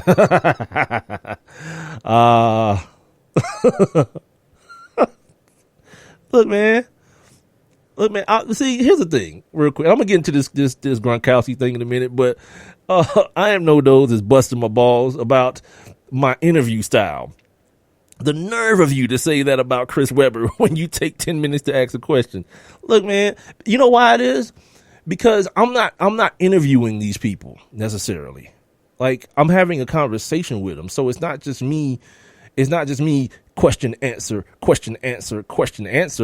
You know what I mean? It's like, yeah, I want to talk to these cats and find out about them and just have, because I think I suck at interviews. Like, if it came down to me doing like a real interview, I think I would suck at it. Like, here's a question, answer the question. Because I get nervous with people and I don't think they're going to talk enough. That's why I started out with Rohan, just to kind of give you guys some insight on like the mindset behind certain things. Like when I called him, he sounded like he was half asleep. When I talked to him yesterday, he sounded the same way. So I was like, all right, I might have to get this guy talking about something that he wants to talk about. That's why I hit the food first, you know, kind of get him warmed up with the food thing and then end with the weed thing. I ain't want to start with the weed thing. He's like, oh, this dude here trying to jam me up. Nah, kind of like, you know, it's systematic in a way, but me being the talker that I am during the quote unquote interview, yeah. Nah, dog. See, now I think you did a superb job with Rohan Day. Don't compliment me, dog. Like, I need you, like, I am no dog. You serve as my compass. You know what I mean? Like, always, not the compass. What is it? My governor. You know what I mean? Like on the moving truck, you can't go above 50 miles an hour. Like, I am no those keep me below 50 miles an hour. I'll never get too proud of myself with a dude like that listening. You know what I mean? It's like, yeah, that interview was cool, but you sucked. He was great. Yeah, I like that. That's what I need. That's the kind of, you know, hard hitting criticism that I appreciate from my man at the NO. So anyway, Reggie comes at me with Cam Newton. They're saying Cam Newton couldn't get away with all the stuff that Gronkowski is doing. Hell no, for a bunch of reasons. One, he's black. Let's start there. Two, he plays quarterback. So it's that whole, like, you're the face of the franchise, you're the CEO, bliggity blah, blah, blah type thing. It's convenient. You know what I mean? Probably a better example of a guy who caught a lot of hell for some of the same kind of stuff. Martellus Bennett. Like, a lot of people find out about Martellus Bennett here recently, this year and last year. But Martellus, as a young guy, Martellus had a penis pic incident where he took a penis pic for a broad and she leaked it, and that kind of stuff kind of followed him a little bit. So Martellus Bennett, as you can tell, him and his brother, they kind of like march to the beat of their own drum, and they've kind of broken through that barrier, much the way I feel like Rob Gronkowski has. A lot of it could be seen as a double standard, but I want to remind you guys that when Gronkowski was a younger guy, he caught a bunch of flack for being himself. Remember after they lost the Super Bowl to the Giants? Like an hour later, my man was in the club with his shirt off, like twerking and body slamming people on stage. And I remember hearing Rodney Harrison say, if I was on that team, I'd have jacked him up. I was like, Rodney, this dude is like, first of all, he's like 24 years old. He's like 270 pounds with no body fat and built like an ox. You ain't jacking nobody up, first and foremost. And then it's like, second of all, what are you supposed to be doing? Burying his head in the pillow and crying? My man went out and turned up. But the one thing that he didn't do that I will, you know what, I'll pat him on his back for that. He stayed the course. Even through all the, you remember, I don't know if you guys can recall this, like at award shows, like dudes would be doing like that Neanderthal type of talk when they talked about like me Gronk, me do this. And you could see on his face like, this ain't cool, cuz. Like I ain't really cool with this. But what he did was he just kind of wrote it out. He wrote it out, and and with a lot of situations, we get used to things. People get, especially in this society now, people get used to abnormal things very quickly. And the thing he did, he didn't change. He just continued to do more of what he was already doing. Banging porn stars, doing booze cruises, things of that nature. And then it became, because he got game too, he can play ball. It was like, That's just Gronk. And then he's a tight end. He's not even a quarterback. So we can let that ride. And then he's white as well. So that also is another point in his favor. Like anybody who wouldn't want to see that part of the issue or the circumstance is a fool. Like, 'cause that stuff ain't going down with most people. Like guys like Steve Smith, after a while in the league, certain things they get away with. Like Steve Smith was a jerk on the football field. Like some of the stuff he would say and do to some of those DBs and players, it was mad uncalled for. But what did they say about him? The narrative kind of changes based on the way the white people who talk about the game feel about you. They've met Steve Smith. They feel like Steve Smith is this good, charismatic guy. And they say, look at him on the football field. He's a bulldog. He's a competitor. I mean, you see other people do those kind of things. You see Vontaze Burfict, for example, do those type of things. Vontaze Burfict's a dirty player. Same type of thing. Vontaze Burfict might just walk up to a dude and grab him up and jack him up. It's a different thing. You know what I mean? So everything kind of just relies on your perspective. I think Gronk does get a pass, but I think he kind of earned it in some ways. Like being white, that just came with nature. But the fact that he didn't waver at the beginning when he was getting killed for doing Gronk type things, my man just kept it moving. He kept doing it. And in true white man fashion, I always have to bring this up when I'm talking about him. This dude, he says he hasn't spent a dime of his Patriots money. All the money that he spends is from his endorsements. He just stacked the bread from the paycheck, the job check. He just stacked the bread and live off the money from like the shoes or the cologne or whatever he's endorsing. I'm like, oh, golly. There's not a bruh in no sport that's on that in ever. So, yeah, you know, that dude he gets a pass, but, you know, who cares? I don't care that much about it. He's not out nowhere killing nobody. And the same, like, to say he's getting a pass, I'm not saying he shouldn't. I will say, though, that his Negro counterpart should. And I think that's what most people are saying. That not that he shouldn't be able to do the things he's doing, because whatever, he's at WrestleMania and power bombing people and whatever. Like, who cares, you know? But I don't want to see that be a problem when Adam Pac-Man Jones does it either. You know what I mean? Like, don't tell me about the stuff about Adam being arrested and all that kind of stuff, because those things are mutually exclusive from one another. And then too, he wasn't even in the NFL when Pac-Man was in the WWE. He needed checks. They had suspended him, so he needed checks.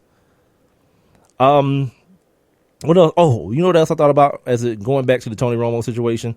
I was like, how crazy is it going to be wherever Brock Osweiler lands? Because I don't believe, like, in my football watching acumen, I don't believe that Brock Osweiler is as bad as he was last year. I can't make myself believe that. And I'm thinking to myself, man, if Houston cut the cord on this dude after a year, all right, in hopes, and they can lie all they want to and say that wasn't the plan, in hopes of them getting Tony Romo, and now Tony Romo give him the old stiff one, and now they're left with Tom Savage, and then next year for the Browns, maybe if they keep him, Brock Osweiler throws for 3,500 yards, 4,000 yards. We might have to start looking at, Bill O'Brien. There's another part of that Belichick coaching tree. One of those dead limbs. They always seem to die when they leave the tree, don't they? Romeo Crennel, Mangini, the other one, Josh, whatever his name, the guy that's up there calling plays now. Yeah, all of them. Charlie Weiss, all of them. Yeah, I think, I don't know, the Texans, the Texans are an interesting go of it. And you know what? To your point, Reggie saying in the chat room that the Texans should get Colin Kaepernick. The thing that I will say about the way that team is constructed, they're almost constructed the way those 49ers teams were that he had all that success with. Outside the fact that offensive line, like people, I don't know if people remember this that vividly, but the offensive line and the offensive line play and how creative Jim Harbaugh and them were with their running game with Frank Gore, it was one of the things of beauty. Sometimes like 7 offensive linemen just like, we better than you, we're tougher than you, and we're about to show it right now. You know, when those games got down to the end, the defense had played their heart out. Now it's time to milk the clock. It's like we're going to put 7 linemen in. We're going to put a Simone in the backfield and run the ball down your throat. That's where that Texans team is missing, though, up front. The line, defensively, they stout. Running game, they're cool. You know, Miller, he's cool. Outside, of course, they got D-Hop. They got the kid, Braxton Miller. They got the other kid. I can't think of his name right now. The other wide receiver from golly, I'm looking right at him. Either way, they're straight offensively. Just line wise, I don't know, but I don't see Colin Kaepernick being a worse option, let's say, than Tom Savage. You know what I mean?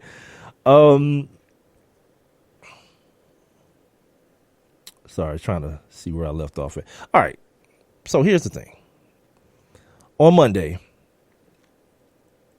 before I get the money, let's clean up the NFL stuff real quick. A couple of things. Amazon, they're going to pay $50 million to stream 10 Thursday night football games. Twitter paid $10 million for that same right last year, and Amazon's paying $50 million, 5 times as much this year. If you're wondering how that's possible, we heard about all the down ratings last year. Apparently, the NFL don't give a damn about ratings. They don't care because now they getting money from CBS for the Thursday night package. NBC has their portion of the Thursday night package. Of course, their own network, NFL Network, has their part of the Thursday night package. And now Amazon has the other part. So everybody's giving the NFL. No one has exclusivity when it comes to the NFL for whatever crazy, stupid reason. Speaking about the NFL, apparently you heard me talk about Jerry Jones on Monday. The rest of the owners seem like they want to give old Roger Goodell a shave. There's a growing sentiment that they're paying this dude too much. Like $30 million is too much. Or upwards of $30 million is too much. And I think he hit his stride. He hit his most money in like, what was it, 05 or something? Or 2015? No, it was like 05. He had like $40-something million to be the commissioner of the NFL. You know, the money's up. Everything's up. You just heard me say $50 million for Amazon. But, you know, some of the owners might be thinking that they're paying this dude too much because they don't have a lot to do with it. They have a compensation committee that determines his salary. And they want to have more say into those things. All right, moving on from the NFL. Quickly, wrap up this segment talking about what happened on Monday. That thing, that championship game between UNC and Gonzaga. I don't know about you guys. That was what college basketball is. It is a cavalcade of missed shots, bad calls, emotional immaturity, just everything wrapped up into one, just glob of nothingness. And the thing I want to point out to y'all, not to everybody, but the people who like to rail against like the one and dones and all that for whatever, like people who understand the way of people making money, you have no place in my life first and foremost. But people who want to rail, basketball ain't good because of the one and dones. There wasn't a one of those type players on the basketball court on Monday, and the game was trash. Trash. It was trash. Because it's college basketball. We give all this credit to these coaches, Roy Williams and all these cats. I don't know if you guys heard me talking about it on Monday. You probably didn't because I had to edit it out of the show because of the console was messing up. But I was talking about the bonus structures, like how these coaches are getting off like bandits. Like for a couple of weeks of work, Roy Williams walked away with damn near $1 million. So when you hear me talking about pay for play, and you know Frank Kaminsky got into it with Dan Dakich today, I have the tweets here. They're absolutely freaking hilarious as well.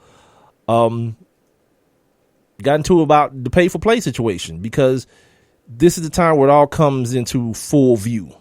You know, when these coaches are cashing in like $25,000 a win for the NCAA tournament, these escalating bonuses where, like I say, Roy Williams capped it at $250,000 for that game on Monday night. And the kids walk away with championship T-shirts and a piece of rope from the net. That's what they walk away with, and a memory and a ring. That if they wanted to sell for the money, guess what? They can't do that. Right. So anyway, your man, Frank the Tank Kaminsky, former the 20-hour practice limit. Ain't no damn 20 hour. That's just on paper. I am no those. That's one of the most ridiculous things. That's what this guy Dan Dockage is talking about. I'm glad you brought that up. He says in a tweet, NCAA, only place where 18 to 24-year-old athletes make $20,000 to $60,000 for a 20-hour work week, or work 20-hour a week work, only 8 hours work in the summer months and are quote unquote exploited. Yeah. If you ever wanted to hear what old white privilege sounds like, that's exactly what it sounds like. So the clapback then came from another white gentleman named Frank the Tank. So Frank says to him, you clearly have no idea what you're talking about. And then Dan Dockage comes back. He says, right. No, he says, right. Only been a player, coach, dad paying, but you're right. I have, quote unquote, no idea. You'll grow up and understand someday, son. Like, see, I love when these things happen on social media and then people feel like they got to get disrespectful because they know their point is trash, is total stupidity. Like, none of these kids at these big time colleges are doing 20 hours a week. If Nick Saban only required 20 hours a week from his team, they'd lose 7 games a year with the same talent. See, there's these things that happen. You know, my man Big L can attest to this. These voluntary but mandatory things that must be done. As far as your film study, your extra work put in, these things that don't count towards the NCAA mandate of 20 hours a week. Because if it was really that, like you ask these kids, there's been documentaries, these kids talk about working like literally 60 hours a week to play big time college football. Kids being made to change their majors because their majors, the classes conflict with practice times or weightlifting session times. Yeah, man, it's real in the field, man. These cats do a job for a university. They are employees of the university. And when people start wanting to talk to me about the equestrian team, talk to me about them when they start bringing in money. When 100,000 people pile into a stadium to watch the equestrian team, we can have that conversation. But the world I live in ain't fair.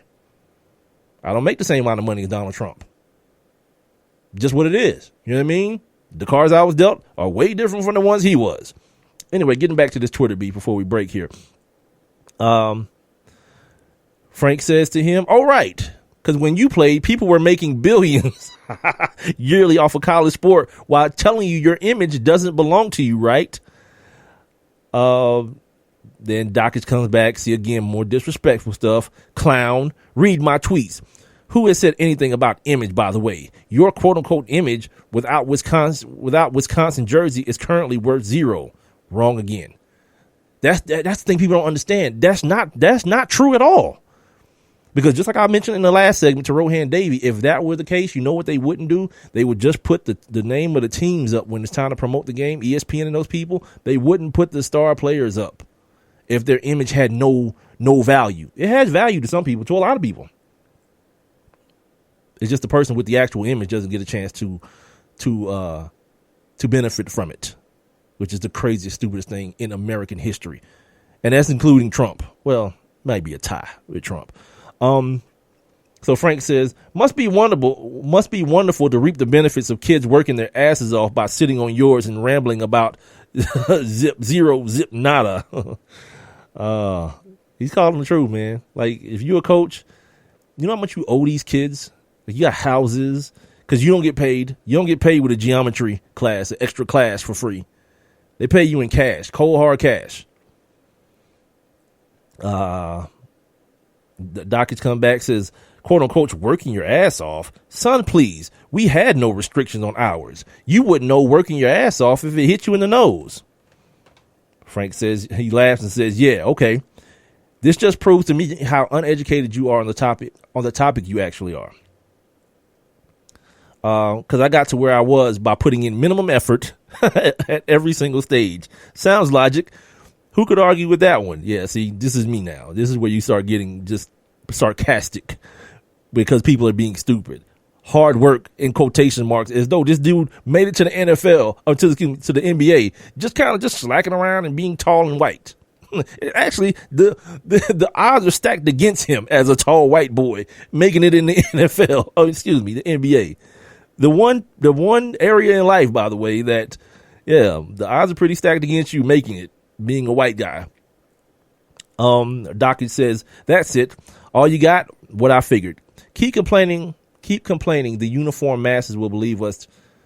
Will believe us that no, stay away on Wisconsin. And then he does the Trump thing, fake news and all this kind of crazy and stupid stuff, man. It's like, I don't understand. Like, to me, this is one of the last bastions of just civility.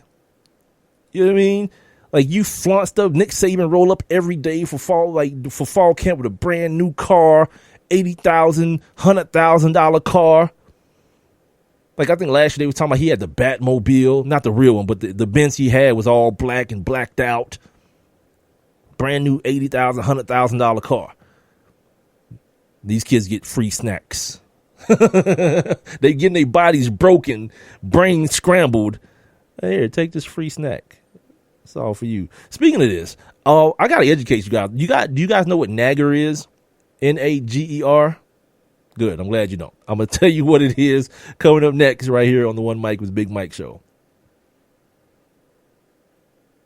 Well, I have one question for you. Do you or someone you know run a business that could benefit from additional exposure? The One Mic with Big Mike show is currently taking on new sponsors and advertisers. One Mic with Big Mike is currently syndicated across 8 different online platforms, and your company's name could be heard and seen across all 8 as well. Let's get to work. Please send all inquiries to Mike at onemicwithbigmike.com. Thank you for listening. Thank you for your continued support. All I need is one mic.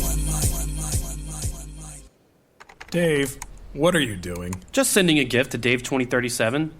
Who? Me in the future. I save a little money from every paycheck as a gift to Dave 2037, so he can spend it on things like anti-gravity boots or a hologram Doberman, something cool like that. I think Dave 2037 deserves it. He worked hard. What are you getting Steve 2037? I guess I was thinking Steve 2037 would just fend for himself. Well, all right, but don't expect to be borrowing my anti-gravity boots. You want to have money in your future? You got to start saving now. Putting some money from every paycheck into a savings account or contributing to your 401k can make a big difference later. Put away a few bucks, feel like $1 million. For free ideas and easy ways to save, go to feedthepig.org. That's feedthepig.org. Hey, let's just hope Steve 2037 doesn't get his hands on a cold time machine, because he is going to come back here and knock some sense into you. This message brought to you by the American Institute of Certified Public Accountants and the Ad Council. And now back to One Mic with Big Mike. And here we go!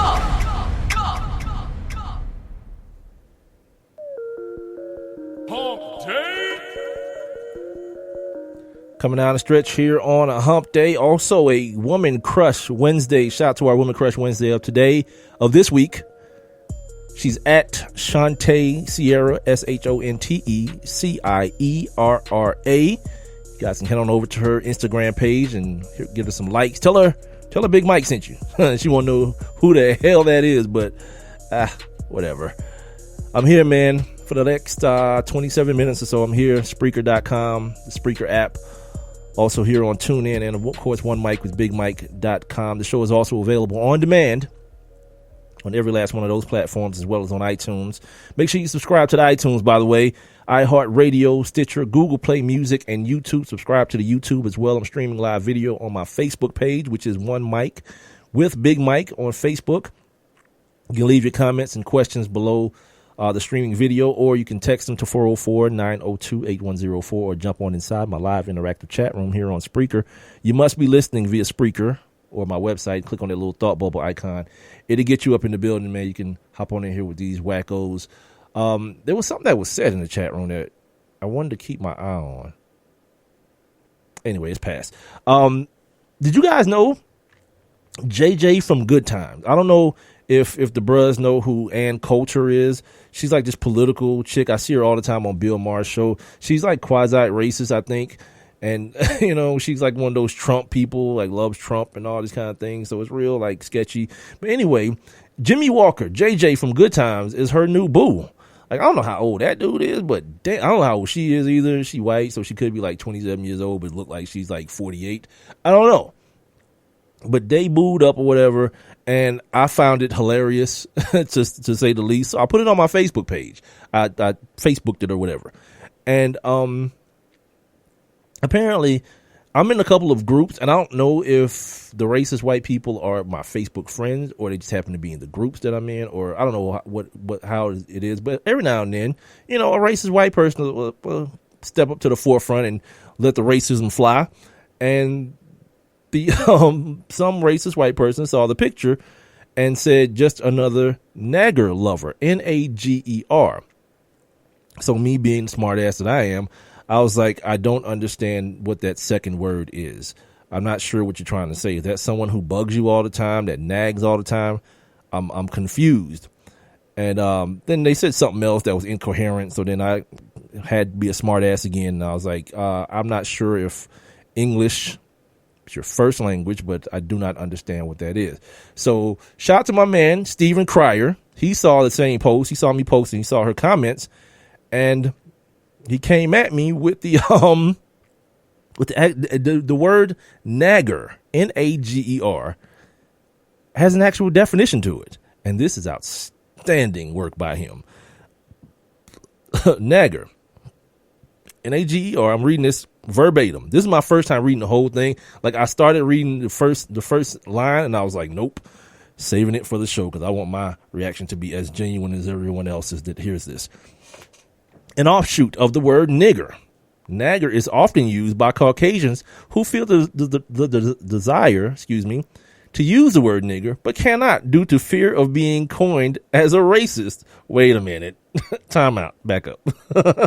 You don't just get to change the word by like one letter, like one or two letters, and then be like, I didn't say the actual word, so I'm not racist.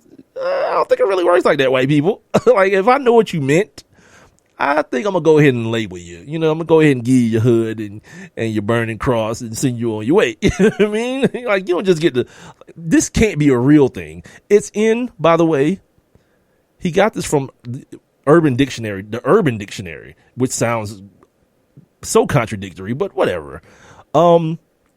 Nagger has all the pleasurable properties of its parent term, the aforementioned nigger. Without most of the negative connotation. I don't think the connotation is any different because I know what you mean now. So, bruh, if anybody call you nagger, hey, it's going down. I ain't trying to tell you because I'm not that dude. Like, white people saying nigger don't really bother me or whatever, but I don't really, I'm grown. But if you like one of those people who like to be on YouTube and like to be on Facebook videos, slapping people for saying the word, have at it. Get your rocks off. Nagger has an uncanny ability to both relieve stress and become an unconscious particle in one's overused vocabulary. This is probably the most awesome thing that I'm going to see this week. Number two definition is it actually is nigger pronounced with a heavy Kentucky accent. So yeah, this chick called JJ, she called Ann Coulter a nagger lover is what the actual comment was. I'm not sure if I wasn't aware of this. I should put it on the poll. I'm gonna put it on the poll when it's over. I don't have a poll question for today. I did put one up there. You guys go to @1Mike with Big Mike on Twitter and check out the hashtag, put it on the poll questions, brought to us by sportsnewsandbrews.com. I don't remember it offhand right now, and I don't really feel like looking for it, so you guys can go and chime in on the poll question. All right, hold on real quick. I'll give it to you real quick because I said something about it, and I don't want to be that guy to just, leave you hanging on the one poll question for the day. All right. Oh, yeah. Poll question for the day. Do you feel like Rob Gronkowski benefits from a double standard? It's 50-50 so far. 50% said yes, and 50% said no. I'm going to retweet it real quick so I can get it out to more people. Now to the NBA. NBA playoffs coming up in a couple of days here, I think Saturday. Or is it this Saturday or next Saturday? NBA playoffs start. My man Russ got his 41st triple-double last night against, I don't even remember who it was against. He got his 41st triple-double. He tied Oscar Robinson's record for triple-doubles in the season. So that's it's a big accomplishment. He and James Harden seem to be the front runners. I talked about this a little bit on Monday, the front runners for the MVP. No co-MVP. somebody's going to have to be disappointed, man. And maybe James Harden, because people are going to get captivated. I heard Ernie Johnson today on television talking about how when you see something you haven't seen for, 60 years or whatever, April 15th is the playoffs. So that's 10 days from now. Thank you, I am No Dose. That's what Reggie's here for. But thank you for picking up the slack. I am No Dose. What was I saying? What the hell? Oh, Russ and the triple doubles. I think people are going to put a lot of weight into the historical context of what he's doing, and the fact that James Harden, his team is better. His team is better record wise. He's only like 2 rebounds per game shy of what Russ is doing. He did some things that we had never seen. He had like 3 straight 50 plus points, triple doubles. He's the first player to do, to make like 2,000 field goals or something crazy like that. I forget what the stat is because I don't really do stats on my show, but he's had a bunch of firsts as well this year. But I guess the big one is the Oscar Robertson, and Russell Westbrook is gonna benefit from the reverence that people put on Oscar Robertson's name. So it looks to me, going forward, I don't really do the whole predicting thing, but it looks to me that the way the media is trending, that Russ is going to end up, unless James Harden go off for like 80 points and have like a quadruple double, well, that's going to kind of change the game a little bit. But shy of anything like that happening, I think we're going to look at Russell Westbrook getting his first MVP. And a lot of people call that. I don't know if you remember this. A lot of people called that early. It's like KD is gone. The governor has been taken off. Let's ride. And Russ, to his credit, man, that dude has showed up every game and just, golly.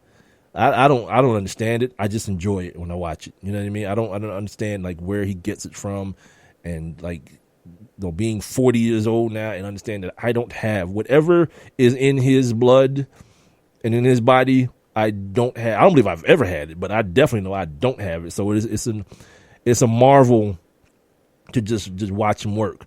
The other thing from the NBA that happened yesterday, man, and it happened a couple times this week. These cats are getting like crazy oversensitive and trying to turn one of my favorite sports into baseball. This immature, childlike thing that these cats are doing. The other day against the Wizards? I think it was against the Wizards. They was getting it pushed all the way in by the Warriors. And at the end of the game, JaVale McGee, a guy who will never take this shot ever, took the opportunity to take a take a 3-pointer, He got intentionally fouled. After the game, it was like, that type of stuff is Bush League. You don't do that. You just let the clock run out. It's like, come on, man. Back up. What is 3 more points? If he makes it, what is 3 more points going to do to the ass kicking you are already getting? And then yesterday in Toronto, or in Indiana, against the Toronto Raptors, my man Lance Stevens, I'm on Team Lance, came back. He's back with the Pacers. Got him a nice 3-year deal. He's off of those 10-day contracts that he's been signing here and there and everywhere. Got him a nice 3-year deal back with the Pacers. First game back at the crib. Clock's winding down. They came back from like 19 down. Like that part gets kind of omitted from the whole storyline. Came back from 19 down against the Toronto Raptors. And with like 3 seconds left, Paul George outlets the ball. Lance Stevens is like, he's in the moment. And he goes to the rack. And he doesn't dunk it. He just lays it up. And then it starts like a little minor NBA melee. And cats talking about that's Bush League. You don't do that. That's unwritten rules. It's disrespectful and all that. Even to the point where, and I ain't really feel this at all, to the point where his own teammate, Paul George, was on that stuff too. It's like I ain't about that life. Like, don't do that. Don't side with the other team. When I did, what he did was harmless.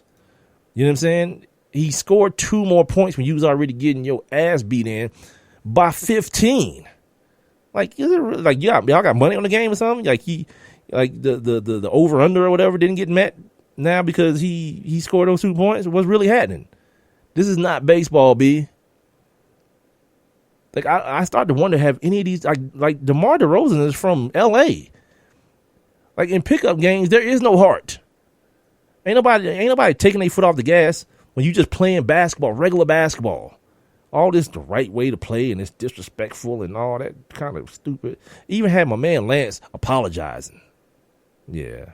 That sounds like somebody who's new at work again, back at the job again. Don't want no problems. Here's Paul George, quote, Lance knows better. That's like a cardinal rule not to lay the ball up when you're up. But he did.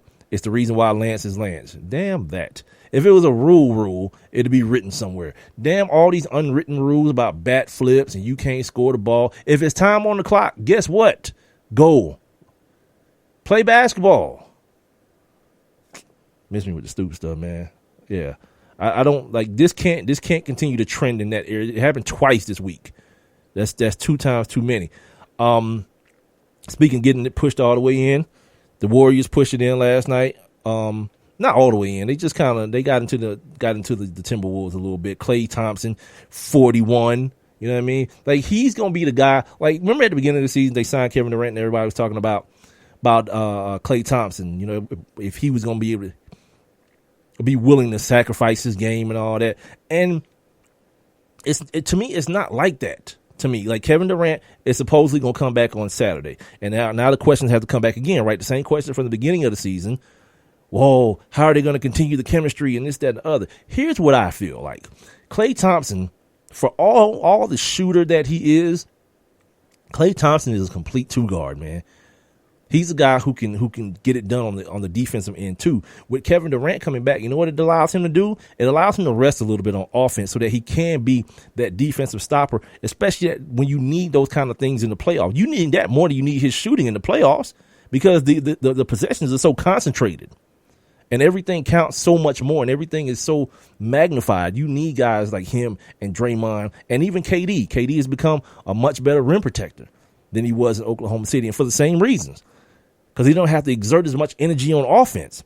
So KD coming back to me helps Klay Thompson. And here's the other thing I was thinking about when it came to Klay Thompson. I got a couple things on Klay real quick. When you talk about in the history of the NBA and you talk about streak shooters, that's not necessarily usually something that's said in a positive light. Usually it means a guy who is on and off. You know, he can catch fire anytime now. But I think Klay Thompson is the evolution of the streak shooter. Like, Klay can be on, but then Klay can be on. Like, Klay can be 36 points in a quarter on, 29 points in a quarter on, 60. What did he get? Like 60-something points in 3 quarters? He can be that on. Like, that's the kind of streak shooter he is. Like, once he get locked in, it's kind of good night Irene. Like, last night, 41. You know, and like his regular output is not that it's off or it's sporadic. It's just that when he gets like nitro hot, it's really, really something to behold. To the point, Dennis Rodman, somebody put a microphone in Dennis Rodman's face. I don't know why that happens. That type of stuff happens, but it does, you know. And he had some things to talk about. He talked about, you know, the topic du jour in the NBA, resting players. You know, that's one thing about Michael Jordan, boy. He never rested. All right, give it a break. Like, the one thing to me that you can't really do effectively in an argument, you can't use the biggest outliers to make a point. Like, you can't use Michael Jordan as the measuring stick for every player because he is on a level all on his own.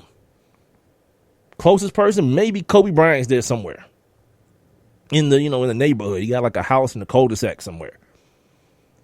But even with those two dudes, like the measurement that you would put on like Kyrie Irving can't rest. Michael Jordan didn't rest. Michael Jordan, is a different monster than pretty much anything that you've seen on a basketball court. If you my age, you 40 years old, you've seen Michael Jordan, you've seen Kobe Bryant.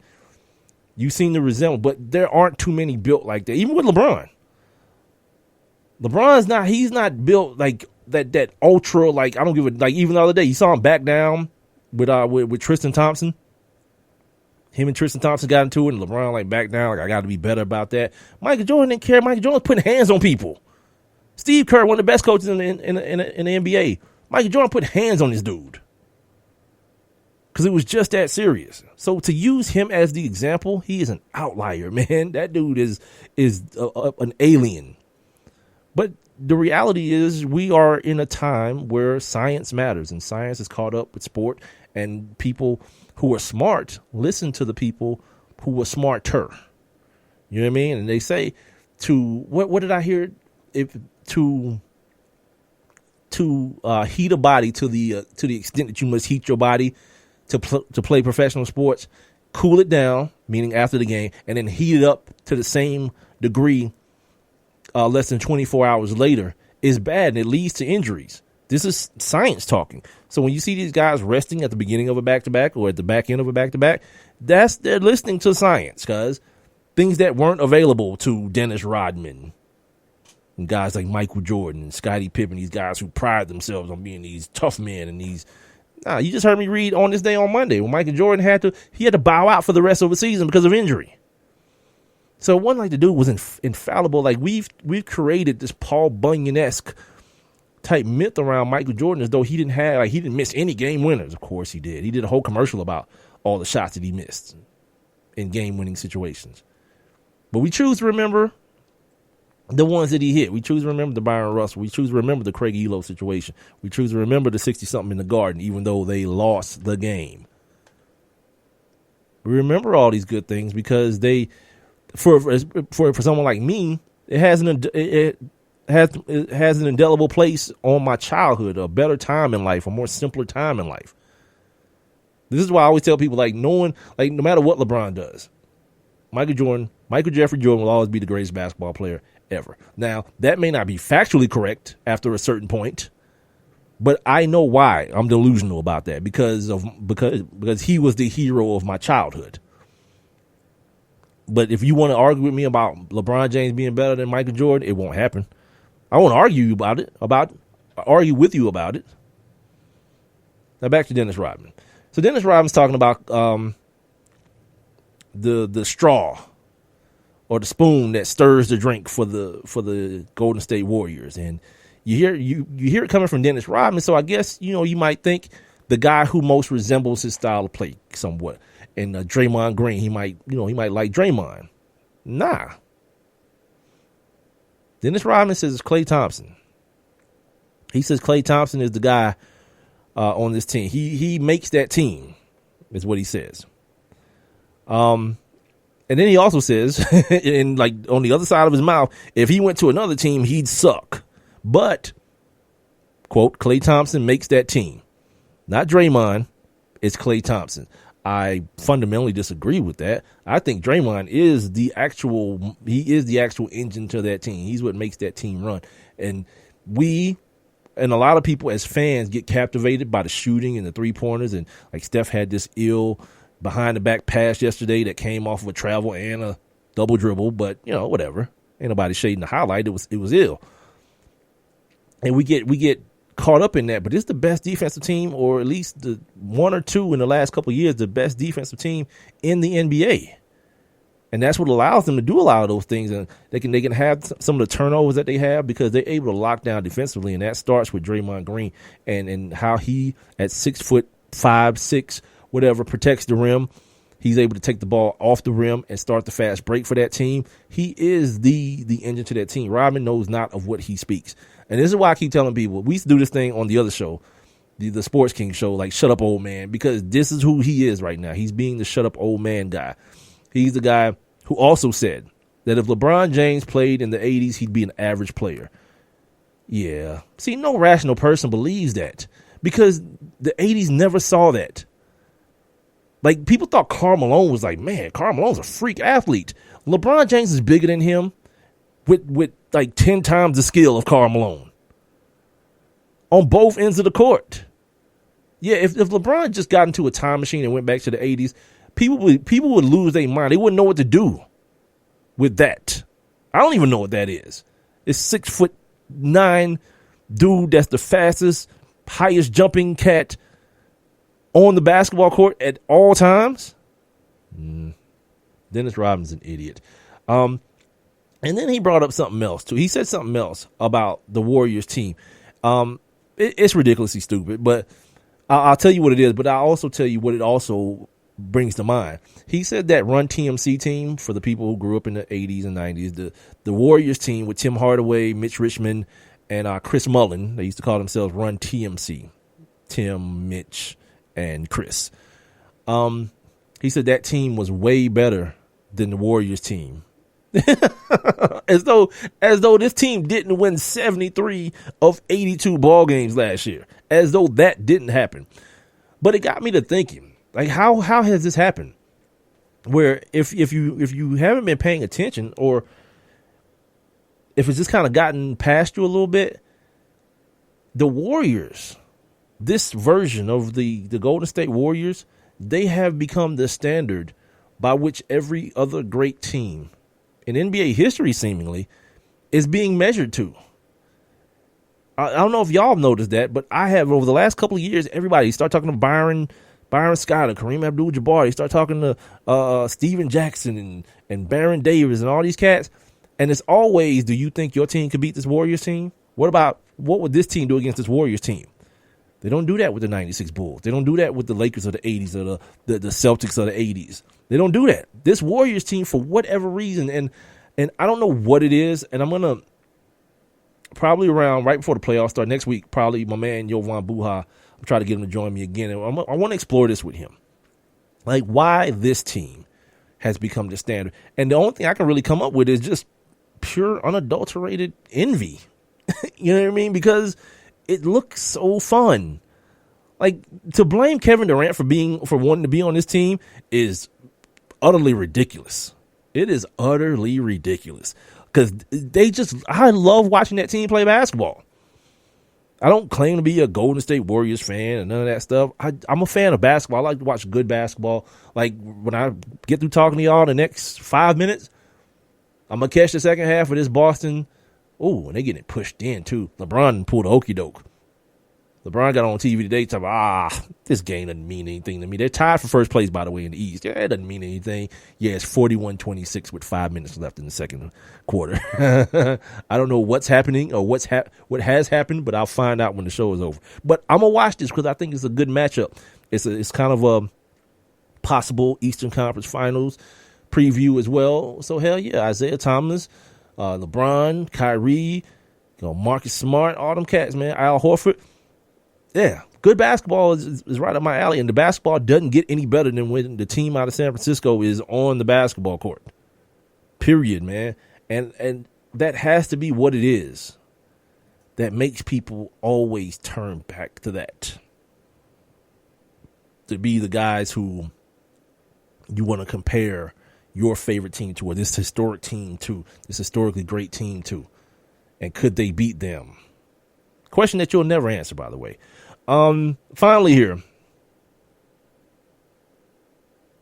Oh, also, I think I mentioned this on Monday. Charlotte is back on the table for the NBA as far as the All-Star game goes, which it seems like a bait and switch type thing. I don't think that HB2 has really changed that much. And finally, I mentioned to you guys, Tupac's killer has been named.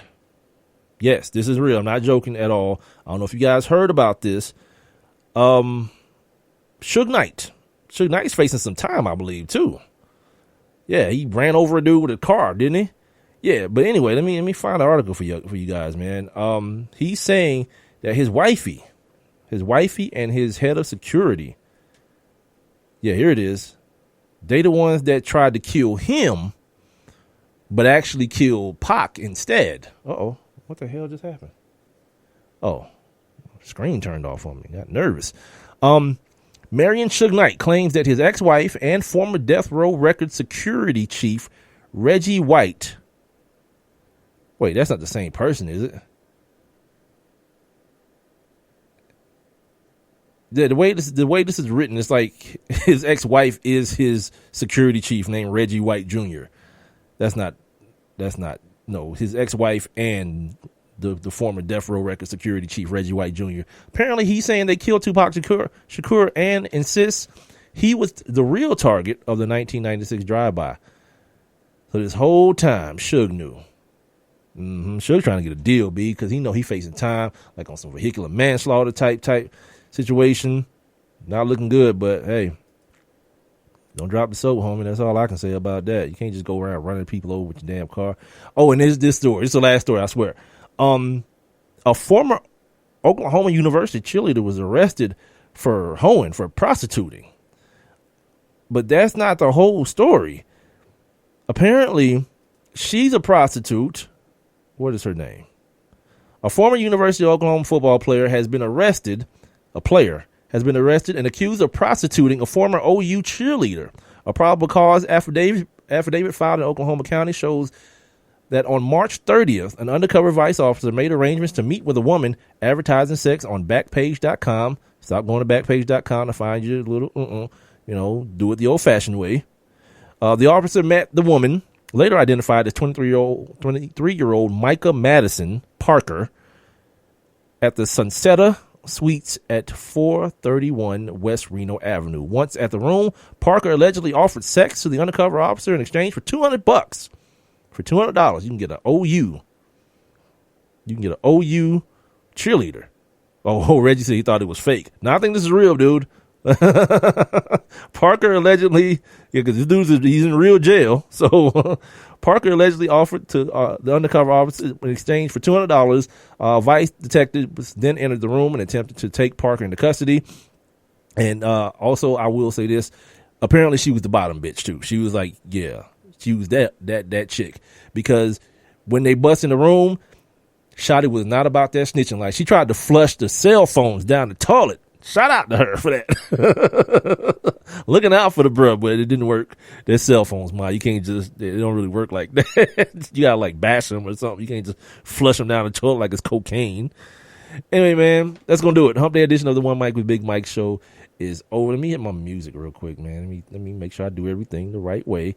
Thank you to the big homie Rohan Davey for joining me. Don't forget, we're gonna try to get my man Steve Silver on Friday. Hopefully that comes through. But then definitely on Monday, a young lady named Danielle Slayton. Make sure y'all Google her, man. I'm going to talk to her about a bunch of stuff, athlete activism, women's rights, things of that nature. She'll join me on Monday at 7:30. Reggie, what up, man? Appreciate you. I am No Dose. Big L, appreciate you guys, man. I'm going to holler at y'all on, what's the day? Wednesday's Hump Day. I'll holler at y'all on Friday, man. Be safe. And I'll talk to y'all later. Make sure y'all check out the One Mic with Big Mike show on demand. Spreaker, the Spreaker app, tune in, onemicwithbigmike.com, iTunes, iHeartRadio, Stitcher, Google Play Music, and of course on YouTube. Make sure you follow me on Twitter and Instagram at One Mic with Big Mike, and like the Facebook page, One Mic with Big Mike. And I'll see you guys on Friday.